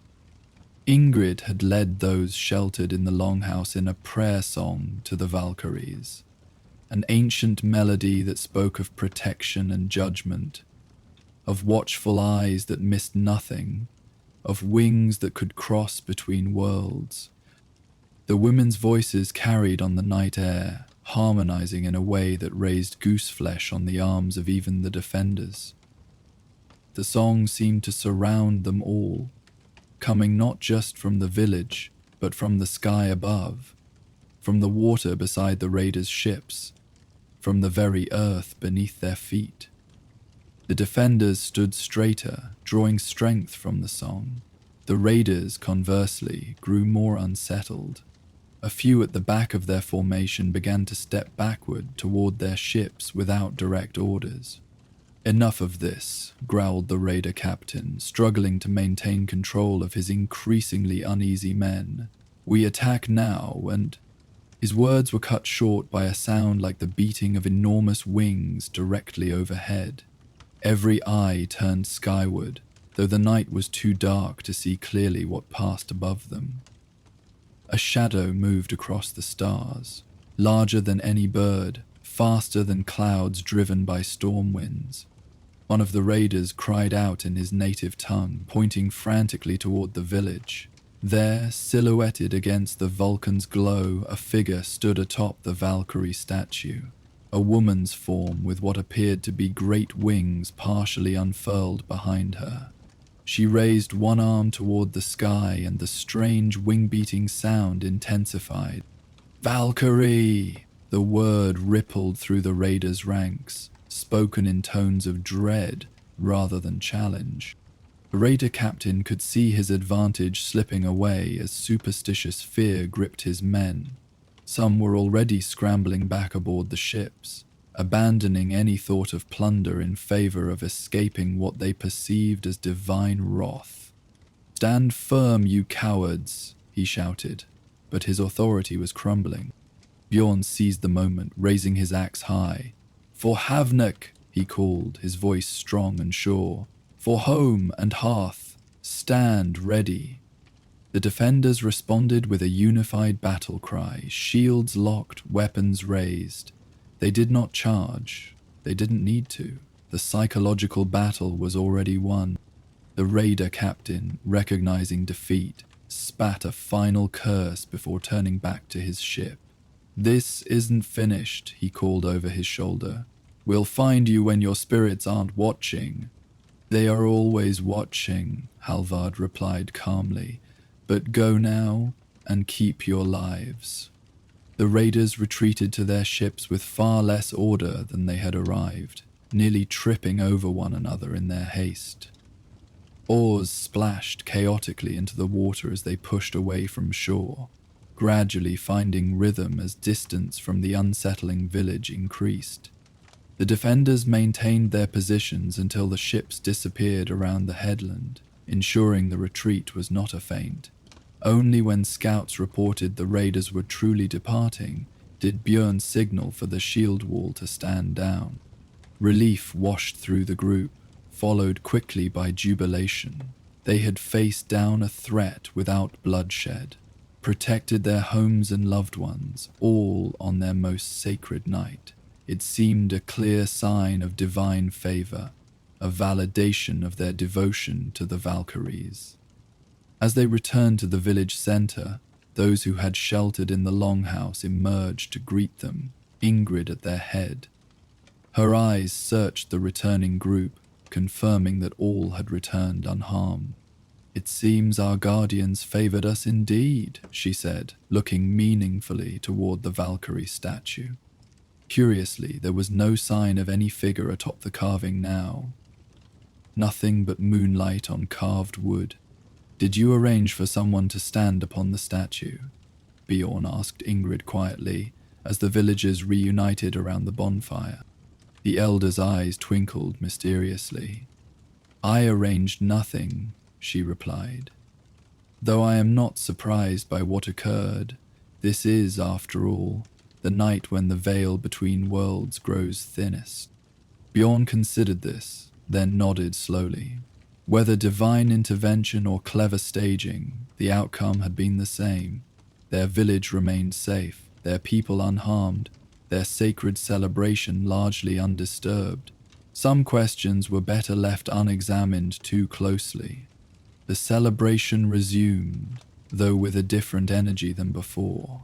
There was more gratitude in the feasting now, more wonder in the music, more appreciation for the community that had stood together in the face of threat. Children who had been sheltered now pestered the defenders for detailed accounts of what had happened, each telling growing slightly more elaborate than the last. Halvard the Skald found himself at the center of attention, villagers pressing cups of mead into his hands and urging him to compose a song about the night's events. He accepted their hospitality with good grace, though he insisted he would need time to craft a worthy telling of such a significant event. "The best stories age like fine mead," he told them. "Let me observe, listen, understand fully before I set this tale to music." As the night deepened toward dawn, the celebration gradually quieted. Families drifted away to their homes, tired but content. The bonfire burned low, tended now by only a few dedicated villagers, determined to see it last until sunrise as tradition dictated. Ingrid found Halvard sitting near the Valkyrie statue, his fingers moving across his harp strings without producing sound, composing in his head, testing melodies against the rhythm of the waves lapping at the shore. "Will you stay with us a while, Skald?" she asked, settling beside him on a smooth stone wall comfortable by generations of similar sittings. "I think I must," he replied thoughtfully. "There is more to learn here, more to understand about your traditions and the protections they invite." Ingrid nodded, satisfied with his answer. "The guest house is yours for as long as you wish it. Perhaps you might share your stories with our young ones while you're here. They should know of the wider world, even as they learn to appreciate the specialness of their home." "It would be my honor," Halvard agreed. After a moment's hesitation, he added, "May I ask you something, Elder?" "You may ask, I may answer," Ingrid replied with the traditional response. "What did you see when everyone looked to the sky during the confrontation?" Ingrid considered him carefully, weighing something in her mind before responding. "I saw what has always watched over us," she said finally. "Wings against stars, purpose made manifest, divine attention turned briefly visible." "A Valkyrie," Halvard supplied. "Perhaps," Ingrid allowed. "Or perhaps the embodiment of our collective faith, our shared belief given form in a moment of need." She smiled slightly. "Does it matter which, if the effect is the same?" Halvard strummed a thoughtful chord on his harp. "A philosopher as well as a spiritual leader," he observed. "Your village is fortunate indeed. Heirs are we all when we recognize the blessings that surround us," Ingrid replied, rising with the fluid grace that belied her years. "Dawn approaches. I must see to the final blessings before the sacred fire is extinguished. You are welcome to observe, if you wish." Halvard nodded, and together they walked back toward the village center, where the bonfire had burned down to glowing embers. The eastern sky had begun to lighten, stars fading as the first hint of dawn approached. Most of the village now slept, but a small group of dedicated observers, mostly elders and a few particularly devout younger folk, had maintained a vigil through the night. Ingrid took her place at the head of this group, raising her arms in a gesture that encompassed the sky, the sea, and the land around them. Her voice, strong despite the long night, carried clearly in the pre-dawn stillness. "As night yields to day, as darkness gives way to light, we mark the passing of our sacred time," she intoned. "Valkyries, choosers of the slain, shield maidens of Odin, we thank you for your watchful eyes, your protective wings, your guiding wisdom." She moved to the fire where a ceremonial vessel of water waited. "With gratitude for blessings received and blessings yet to come, we return this sacred flame to the elements that birthed it, until the wheel of the year turns again to bring us to this night of connection." Carefully, reverently, she poured the water over the embers. Steam hissed upward, carrying the last of the fire's essence into the lightening sky. As the final glow faded, the first direct ray of sunlight crested the eastern hills, touching the top of the Valkyrie statue with golden light that made the carved wings seem momentarily illuminated from within. "So ends our night of blessing," Ingrid concluded. "So begins a new day under divine protection." The observers nodded in satisfaction, some wiping tears from their eyes at the beauty and significance of the moment. They dispersed quietly, heading to their homes for well-earned rest after the long night of celebration, threat, and spiritual connection. Halvard remained at the now extinguished fire pit, committing every detail to memory. This would indeed become one of his most requested tales. The night when raiders threatened a sacred celebration, only to be turned away by a vision of the very divine beings being honored. Whether the winged figure had been truly supernatural or simply a clever defense arranged by the practical village elders hardly mattered to the narrative. What mattered was the community that had stood together, the traditions that had sustained them through generations, and the blend of practical action and spiritual faith that had protected them when threatened. These were the elements that made a story worth telling, worth carrying to distant settlements, worth preserving for generations yet to come. As the village of Havnuk settled into post-celebration slumber, the day's normal activities postponed to allow for recovery, Halvard found a quiet spot overlooking the harbour. There he began to truly compose, fingers moving across harp strings, with growing confidence as the tale took shape in music and words. Above him, a pair of ravens circled lazily in the morning sky, perhaps ordinary birds, perhaps the eyes of Odin himself, observing with interest. And if, just for a moment, a shadow passed between Halvard and the sun that seemed too large for any normal bird, too deliberate in its movement to be mere cloud, well, that too would find its way into his telling. Another thread in the complex weave of story that connected the seen and unseen worlds, the mortal and divine, the fleeting present and the enduring traditions that gave it meaning. The torchlight wavered against the damp stone walls, casting long shadows that danced and shifted with every movement. Droplets of water fell from stalactites overhead, each landing with a gentle, musical plink that echoed through the cavernous passage.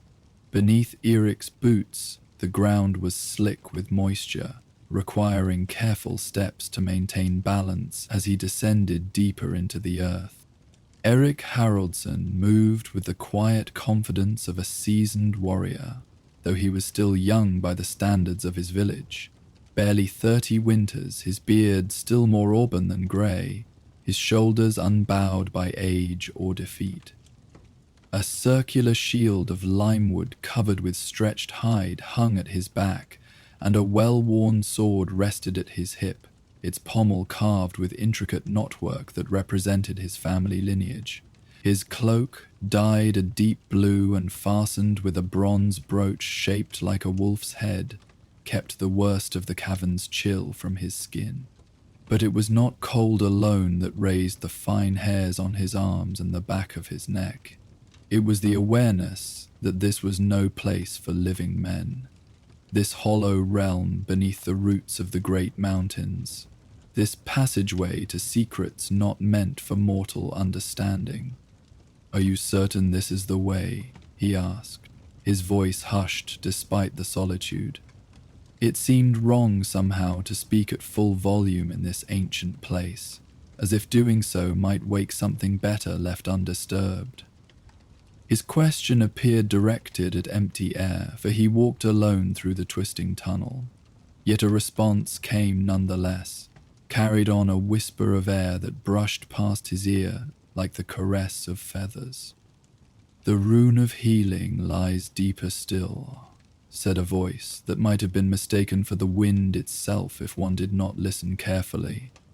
Beneath the hall of echoes, in the chamber of ancient memory. "We are on the correct path, Eric Haraldsson. Have faith." Eric nodded, drawing comfort from the voice even as he strained his eyes to pierce the gloom ahead.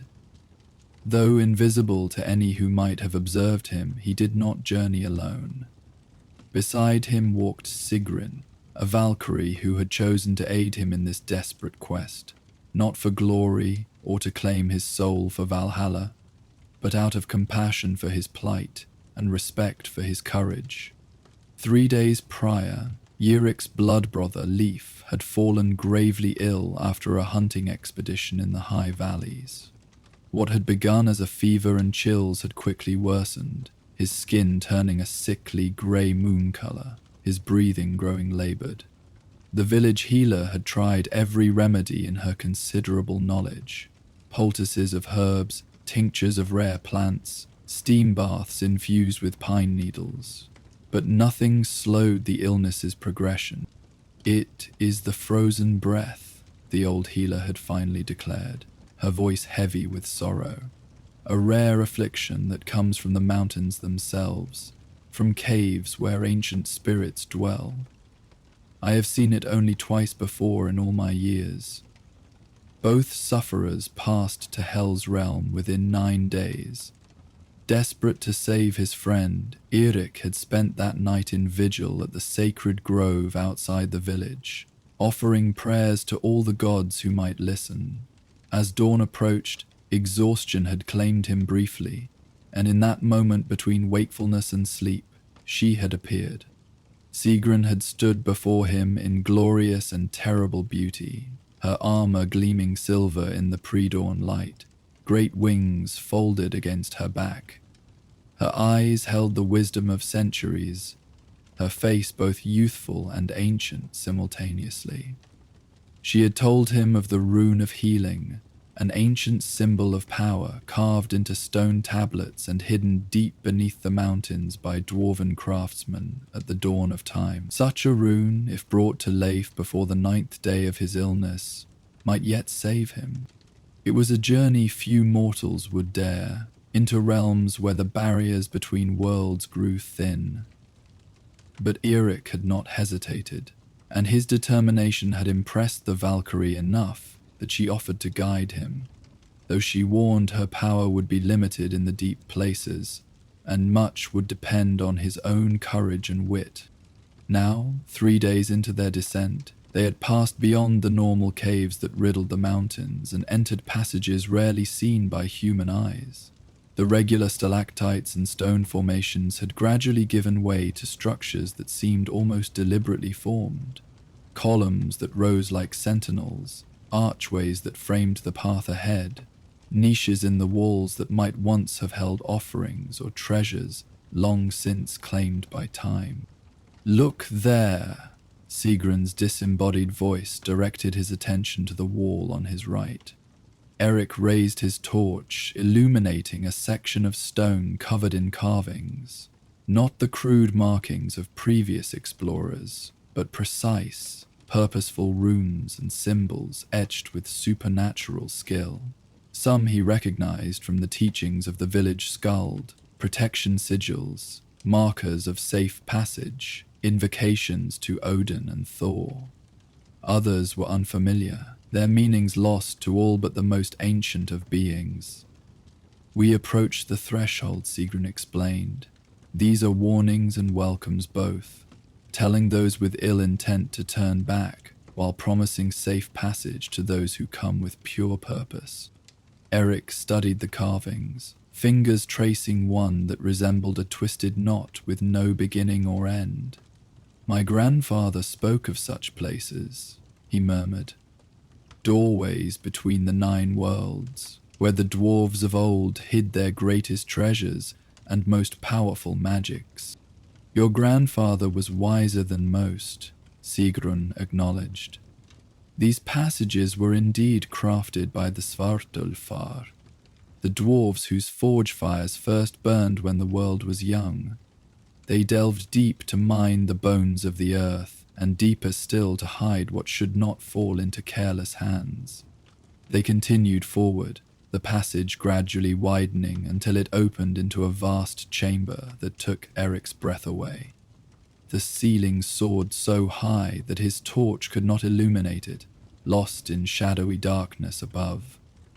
The walls curved in a perfect circle, covered entirely in runic inscriptions that seemed to shift and change when viewed from different angles. At intervals around the perimeter stood stone pedestals, each bearing a different object: an axe head green with age, a drinking horn rimmed with silver, a small wooden box bound with iron bands, and other artifacts whose purposes were not immediately apparent.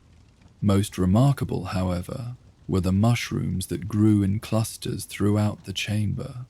Unlike any fungi Eric had seen before, these gave off a soft blue-green luminescence that provided enough light to see by even without his torch. They ranged in size from tiny specimens no larger than his thumbnail to massive growths that stood as tall as his waist, their caps spreading wide like shields. The Hall of Echoes. Sigrun's voice had grown stronger here, and for a brief moment Eric caught a glimpse of her, a shimmer in the air beside him, the suggestion of wings and armor and flowing hair, before she faded again from mortal sight. Speak carefully here, for words once uttered may return when least expected. As if to demonstrate her warning, the final words, expected, repeated softly from the far side of the chamber, then again from overhead, then once more from behind them, each echo slightly distorted, as if spoken by different voices. Eric nodded his understanding, then carefully made his way toward the center of the chamber, where a circular depression in the floor created a shallow pool of crystal-clear water. The liquid was perfectly still, reflecting the glowing mushrooms and the vaulted darkness above like a flawless mirror. "What now?" he asked in a hushed tone. "Now," came Sigrun's reply, equally soft, "we must find the path downward. The chamber of ancient memory lies below." Eric circled the pool slowly, studying the runes inscribed around its edge. Though he was no skald, he had learned the basic symbols, as all children in his village did. Most here were beyond his knowledge, but occasionally he recognized one, the rune for journey, for water, for passage. There must be a way to reveal the next stage of our path, he reasoned, crouching to examine the pool more closely.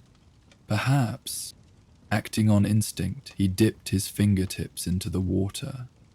The liquid felt normal at first touch, cool and wet, but as he withdrew his hand, he noticed the droplets clinging to his skin glowed with the same phosphorescence as the mushrooms. More surprising still, the ripples from his touch did not fade as they should have. Instead, they traveled outward in expanding circles until they reached the edge of the pool, where they suddenly reversed direction, flowing back toward the center. As they converged, the water at the middle of the pool began to recede, spiraling downward to reveal a stone staircase descending into darkness. "Well done," Sigrun's voice held approval. "Your instincts serve you well." Eric allowed himself a small smile of satisfaction before turning his attention to the newly revealed passage. The stairs were carved directly from the living rock, each step worn smooth by the passage of feet in ages past. They spiraled downward in a tight circle, disappearing into shadow beyond the reach of both his torch and the mushroom's glow. "Stay close," he said, more for his own comfort than out of concern for the Valkyrie. Then, taking a deep breath, he began the descent. The staircase seemed to go on forever, turning round and round until Eric's sense of direction was completely confounded.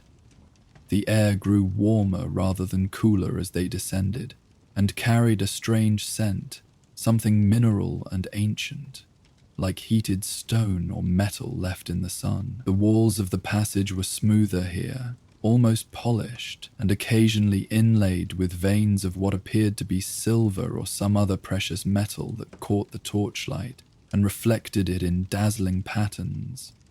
Finally, the stairs ended at a stone archway carved with figures that seemed to move in the flickering torchlight. Warriors locked in eternal combat, ships sailing stormy seas, great beasts of legend rising from primordial waters. Eric paused at the threshold, sensing that whatever lay beyond was both the object of their quest and potentially its greatest challenge. "The Chamber of Ancient Memory," Sigrun confirmed, her voice now a mere whisper at the edge of perception. "I can go no further in this form. The magics that guard this place were old when the Aesir themselves were young. Even for one of my kind to enter unbidden would be unwise. Eric felt a momentary rush of fear at the thought of proceeding alone, but he quickly mastered it. He had not come this far to falter at the final test. Leif's life depended on what lay beyond. What should I expect? He asked, adjusting his grip on the torch and ensuring his sword could be drawn quickly if needed. I cannot say with certainty, Sigrun replied. The chamber has existed since the shaping of the worlds, and its guardians change with the turning of ages. Be respectful but firm in your purpose. Remember that you come not for personal gain, but out of love for another. Such motives carry weight in the old places. Eric nodded, squaring his shoulders. Wait for me here, he said. I will return with the rune.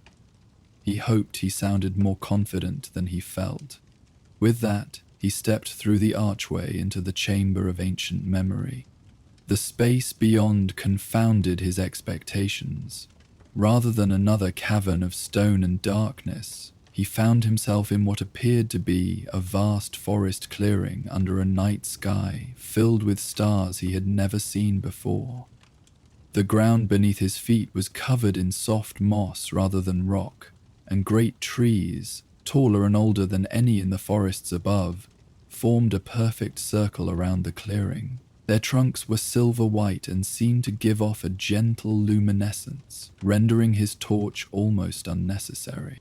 At the center of the clearing stood a single stone, a rough-hewn boulder about the height of a man, its surface covered entirely in runes that glowed with a blue-white light that pulsed slowly, like a heartbeat or steady breathing. Surrounding this stone was a circle of smaller rocks, each bearing a single runic symbol. As Eric took a hesitant step forward, the air before him shimmered and coalesced into a figure that caused him to halt in wary surprise. It was a boar, but unlike any boar of the forests he knew, this creature stood as tall as a horse, its tusks gleaming like polished ivory, each as long as Eric's forearm. Its bristles appeared to be made of fine silver wire, and its eyes glowed with the same blue-white light as the runes on the central stone. Most remarkably, it was partially translucent. Eric could see the trees behind it through its massive form, as if it were crafted from mist given temporary substance. The spectral boar regarded him with eyes that held intelligence far beyond that of a normal beast. It made no threatening move, but neither did it back away or show any signs of fear. It simply watched, blocking the path to the stone. Eric considered his options carefully. Drawing his sword against such a guardian seemed both dangerous and disrespectful, yet he could not turn back, not when he had come so far and with such urgent purpose. I am Eirik Haraldsson, he said finally, speaking clearly but without aggression. I seek the rune of healing to save my blood brother who suffers from the frozen breath. I mean no disrespect to this place or its guardians, but my need is great and my time short. The boar continued to regard him silently, giving no indication whether it understood his words or cared about his quest. After a long moment, it pawed at the mossy ground, once, twice, 3 times, then lowered its massive head so that its tusks pointed directly at Eric's heart. The message seemed clear enough. Approach at your peril. Eric frowned, thinking quickly. Force would likely end poorly, and he sensed that the Guardian was testing him in some way. His gaze moved from the boar to the central runestone, then to the circle of smaller stones surrounding it. Each bore a single symbol, and something about their arrangement tugged at his memory. The riddle of 9, he murmured, recalling a teaching from the village skald. The old storyteller had spoken of ancient trials where wisdom mattered more than strength. where the correct sequence of runes could unlock powers or passages otherwise barred. Studying the stones more carefully, Eirik recognized some of the symbols from his limited knowledge.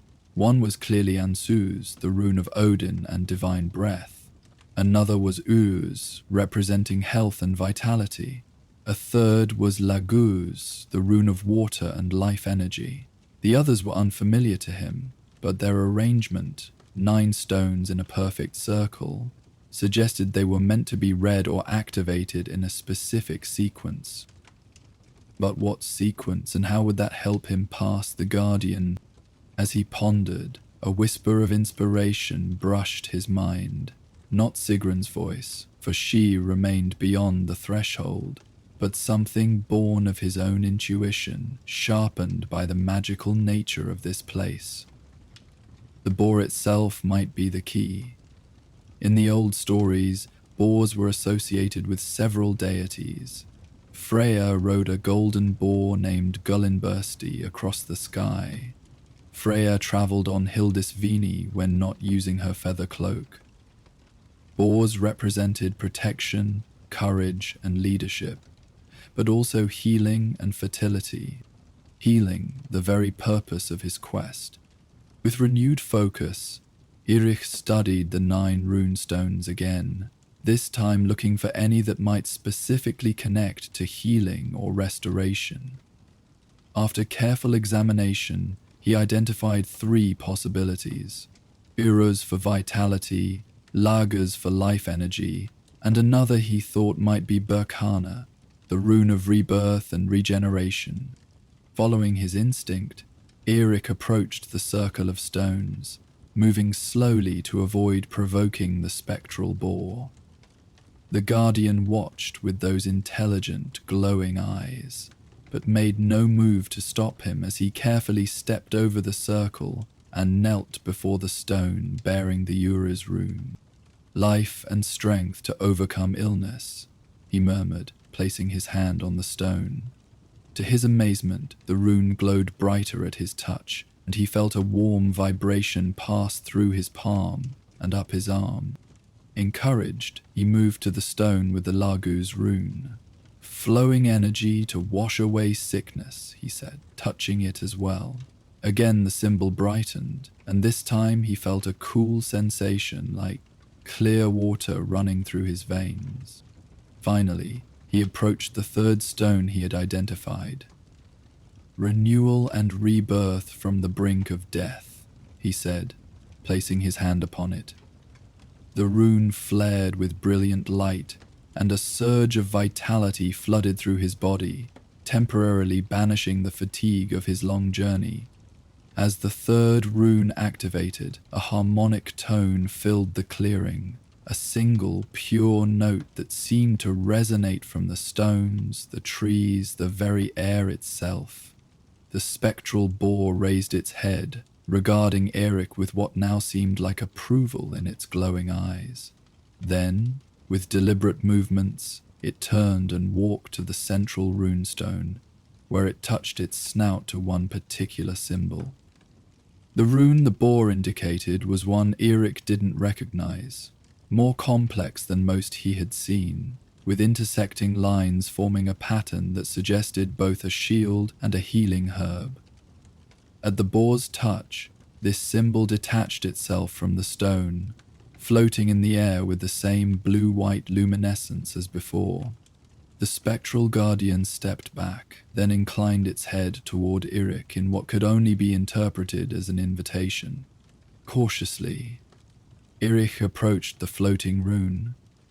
Up close, he could see that it wasn't simply light or illusion, but had physical substance.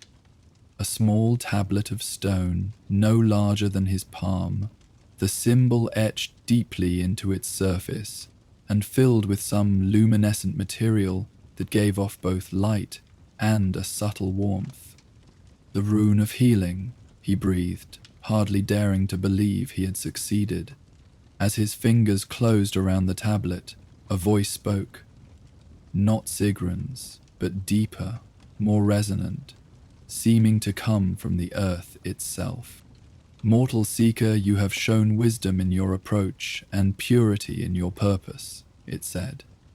The rune is granted to you, but remember, its power is meant for a single use, a single healing. Once its light fades, return it to this place, that the balance may be maintained. Eric bowed his head in acknowledgement. I understand and accept this condition, he replied formally. My thanks to you, guardian of the ancient memory, for this gift that will save a worthy life.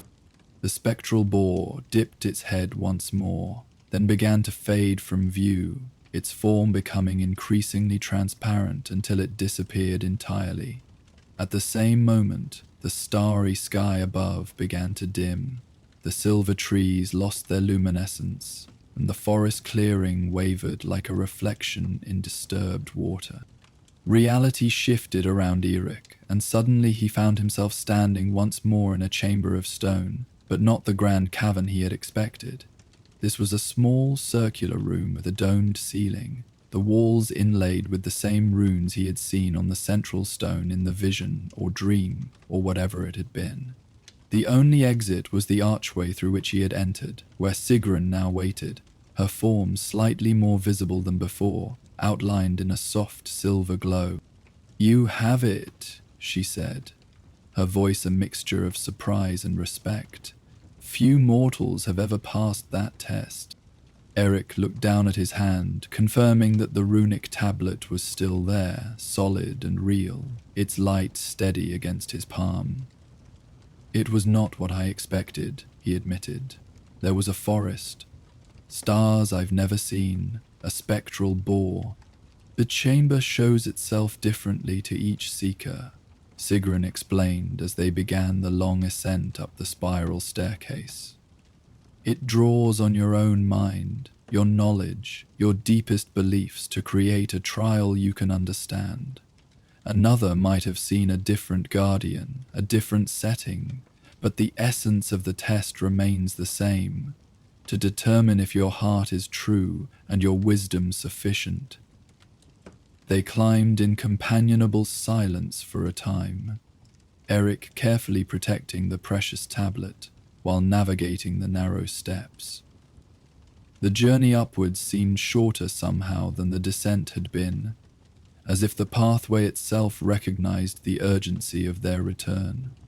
When they reached the Hall of Echoes once more, Eric was surprised to find the circular pool already drained, the staircase they had just ascended visible in its center. The glowing mushrooms seemed brighter now, illuminating the chamber more fully than before. The way recognizes its purpose has been fulfilled, Sigrun said, noting his confusion. The paths of the underworld respond to intention and completion as much as to physical triggers. They crossed the chamber and continued along the tunnel that would eventually lead them back to the surface. Eric found himself glancing often at the runic tablet in his hand, drawing comfort from its steady glow and the subtle warmth it radiated. Tell me of this frozen breath, Sigrun said after they had walked for some time. It is an affliction I have not encountered before. I know little beyond what our healer told me, Eric admitted. It comes from caves in the high mountains, perhaps carried on mists or vapors that linger in the deep places. Those who contract it grow cold from the inside out, their breath turning to frost, their skin taking on the blue of winter ice. He paused, remembering the sight of his strong friend laid low, struggling for each painful breath. The healer said, it is as if hell herself reaches up from her cold realm to claim a soul before its time. Sigrun was silent for a moment, considering. There are many perils in the boundaries between worlds, she finally said. Places where the breath of giants or the chill of Niflheim seeps through cracks in reality. Your friend was unfortunate to encounter such a thing, but fortunate to have one who would brave the underworld to save him. Eric felt a flush of embarrassment at the praise. He would do the same for me, he said simply. 3 winters passed when a raiding party from the eastern fjords attacked our fishing boats. Leif took an axe blow meant for me. He bears the scar across his back to this day. How could I do less for him now? The Valkyrie's form shimmered more clearly for a moment, and Eric caught a glimpse of her face. Beautiful and solemn, marked with an expression that might have been approval or perhaps something deeper, a recognition of the bonds that defined mortal lives, so brief yet so intensely lived. Such loyalty, she said softly, is noted by those who watch from Asgard. It is not only glorious deaths in battle that draw the gaze of the gods, but also the quiet heroism of one who would descend into darkness for friendship's sake. They continued upward through twisting passages that gradually became less otherworldly, the perfectly formed archways giving way to natural cave formations, the glowing veins of metal fading from the walls, the air growing cooler and fresher with hints of the world above. Finally, after what seemed like hours of climbing, they reached a chamber where a shaft of daylight pierced the gloom. A narrow fissure in the cavern's ceiling that led to the surface. It would be a tight squeeze, but passable for someone of Eric's build. "This is where I must leave you," Sigrun said, her form now clearly visible in the mingled light of day and the runic tablet. Her armor gleamed silver, her wings folded against her back, her eyes the deep blue of a winter sky at dusk. "My oath to guide you is fulfilled, and other duties call me." Eric felt a surprising pang of regret at her imminent departure. In the days of their journey, he had grown accustomed to her presence, sometimes seen, sometimes merely felt, but always reassuring. "I owe you a debt I cannot repay," he said, bowing deeply in respect. "There is no debt between us," Sigrun replied with a gentle smile. "Your courage and your friend's worthiness were payment enough." She gestured to the runic tablet. "Remember the Guardian's words. Use it to heal your friend, then return it to the deep place when its power is spent. The balance must be maintained." "I will," Eric promised.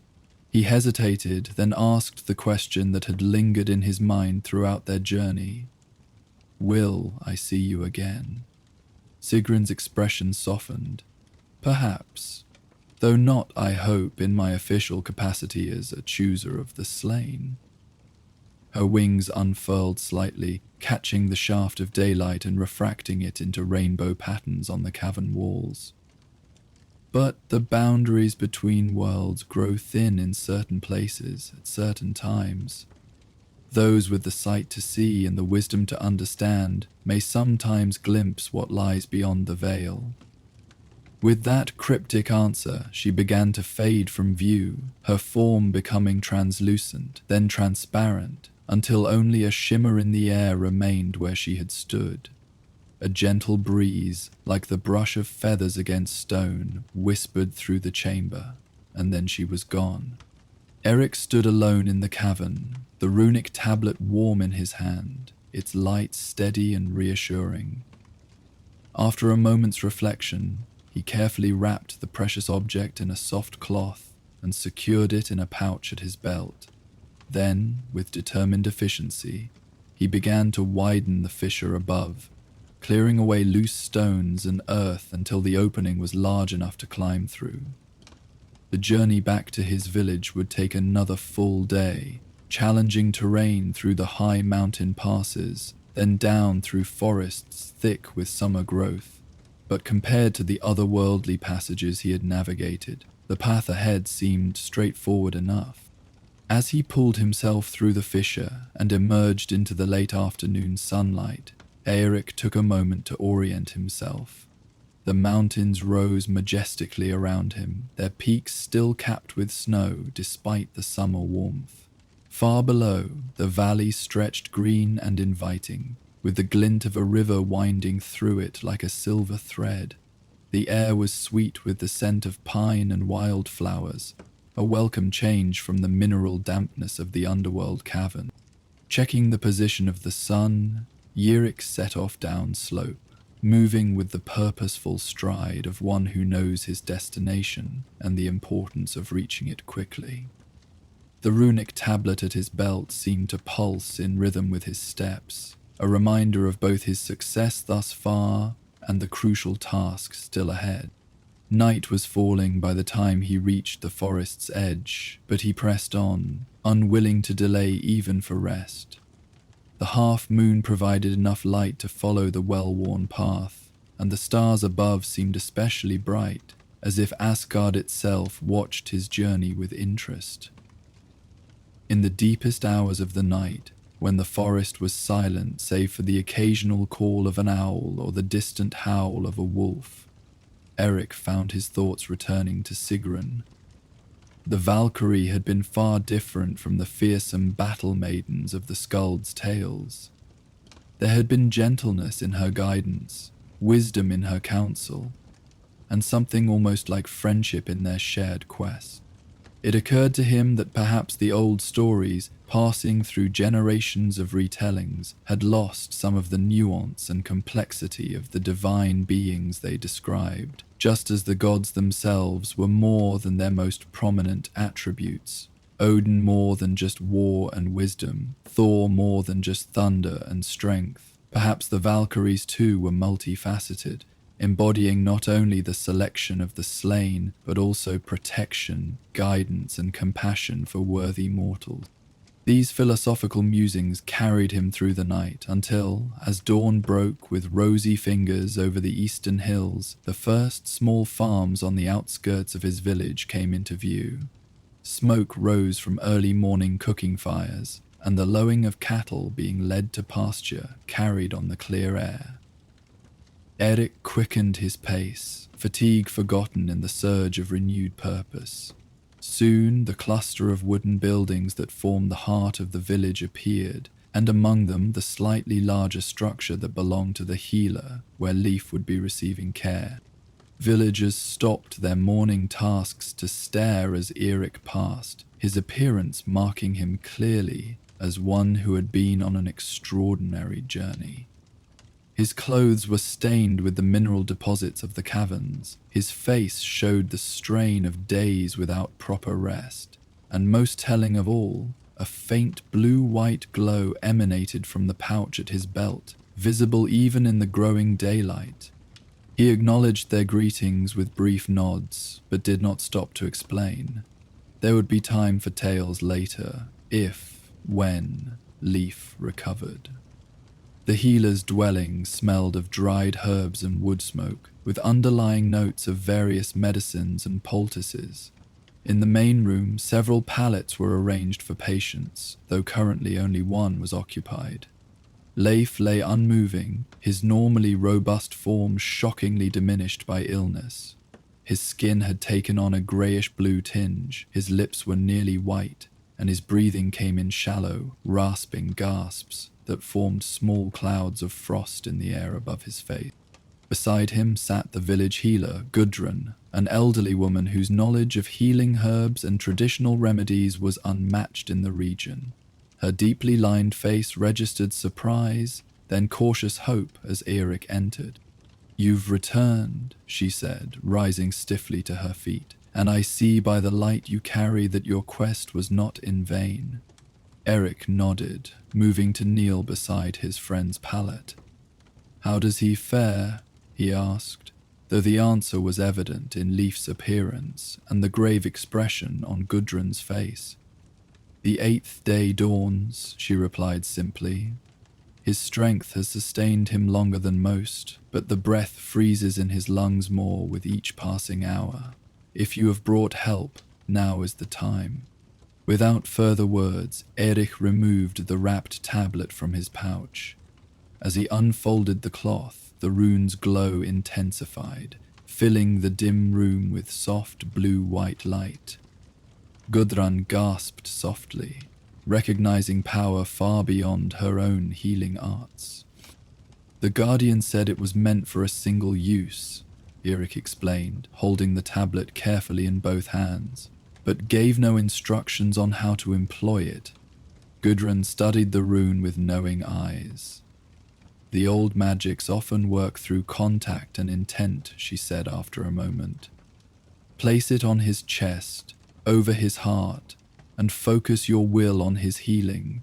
If your purpose is true and the rune's power sufficient, it should respond. Eric did as instructed, gently laying the stone tablet on Leif's chest. The moment it touched his friend, the rune's glow pulsed once, then began to flow like liquid light, spreading outward from the tablet in luminous veins that followed the pathways of blood beneath Leif's skin. The effect was immediate and dramatic. Color returned to Leif's face, the unhealthy blue tinge receding like tide from shore. His breathing deepened and regularized, the frosty mist no longer forming with each exhale. Throughout his body, the network of light continued to spread, seeking out and dissolving the magical cold that had taken root in his lungs and heart. Eric and Gudrun watched in amazement as Leif's eyelids fluttered, then opened. For a moment he seemed confused, gaze wandering the ceiling before focusing on Eric's face.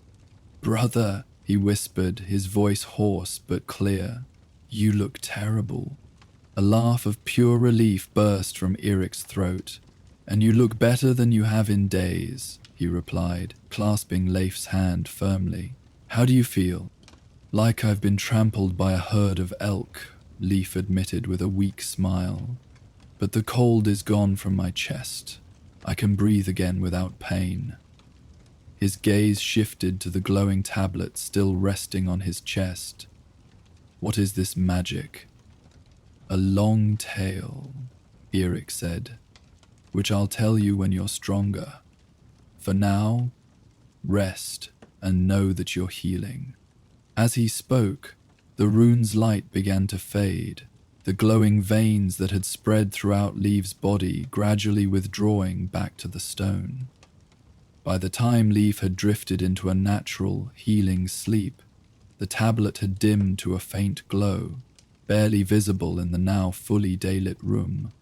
"Its purpose is fulfilled," Gudrun observed, her voice filled with wonder and professional interest. "Such healing is beyond any remedy I know. Your friend will recover completely, I think." Eric nodded, carefully lifting the now dim tablet and rewrapping it in its cloth. "I must return this to its proper place," he said, remembering his promise. "The Guardian was clear.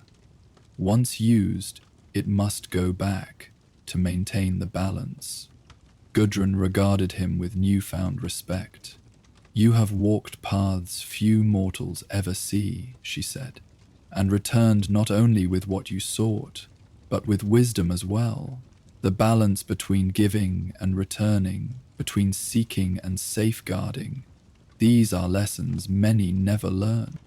"I had an exceptional guide," Eirik replied with a small smile, thinking of Sigrun's patient guidance and quiet strength. After ensuring that Leif was comfortable and truly on the path to recovery, Eric took only enough time to eat a simple meal and collect fresh supplies before setting out again. The journey back to the mountain caverns would be arduous, especially in his fatigued state. But a promise was a promise, particularly one made to guardians of ancient power. As he left the village, heading once more toward the distant peaks, he felt a familiar presence, just for a moment, like the brush of feathers against his consciousness. "Until we meet again, chooser of the slain," he murmured, looking toward the sky where a pair of ravens circled high above. Whether they were Odin's messengers or merely common birds, he couldn't say. But he liked to think that somewhere, beyond the veil that separated mortal and divine, Sigrun could hear his words and know his gratitude. The path ahead would be long, the journey challenging, but Eric Haraldsson walked with the confidence of one who had descended into the underworld and returned successful. The bond between mortal and Valkyrie, though temporary, had changed him in ways he was only beginning to understand, expanding his perception of the 9 worlds and his place within them. As the village fell away behind him and the mountain paths rose to meet his steps once more, Eric felt not weariness, but a curious peace. The runic tablet, now dormant but still carried with reverence, reminded him with each step that some journeys were circular by design, beginning and ending in the same place, yet leaving the traveler forever changed.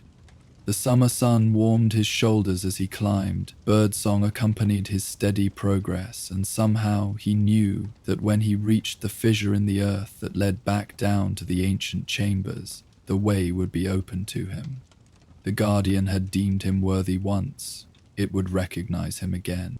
And perhaps, in fulfilling this final commitment, he might catch one more glimpse of silver wings against the darkness, one more echo of a voice that bridged worlds, before returning to the rhythms of his mortal life.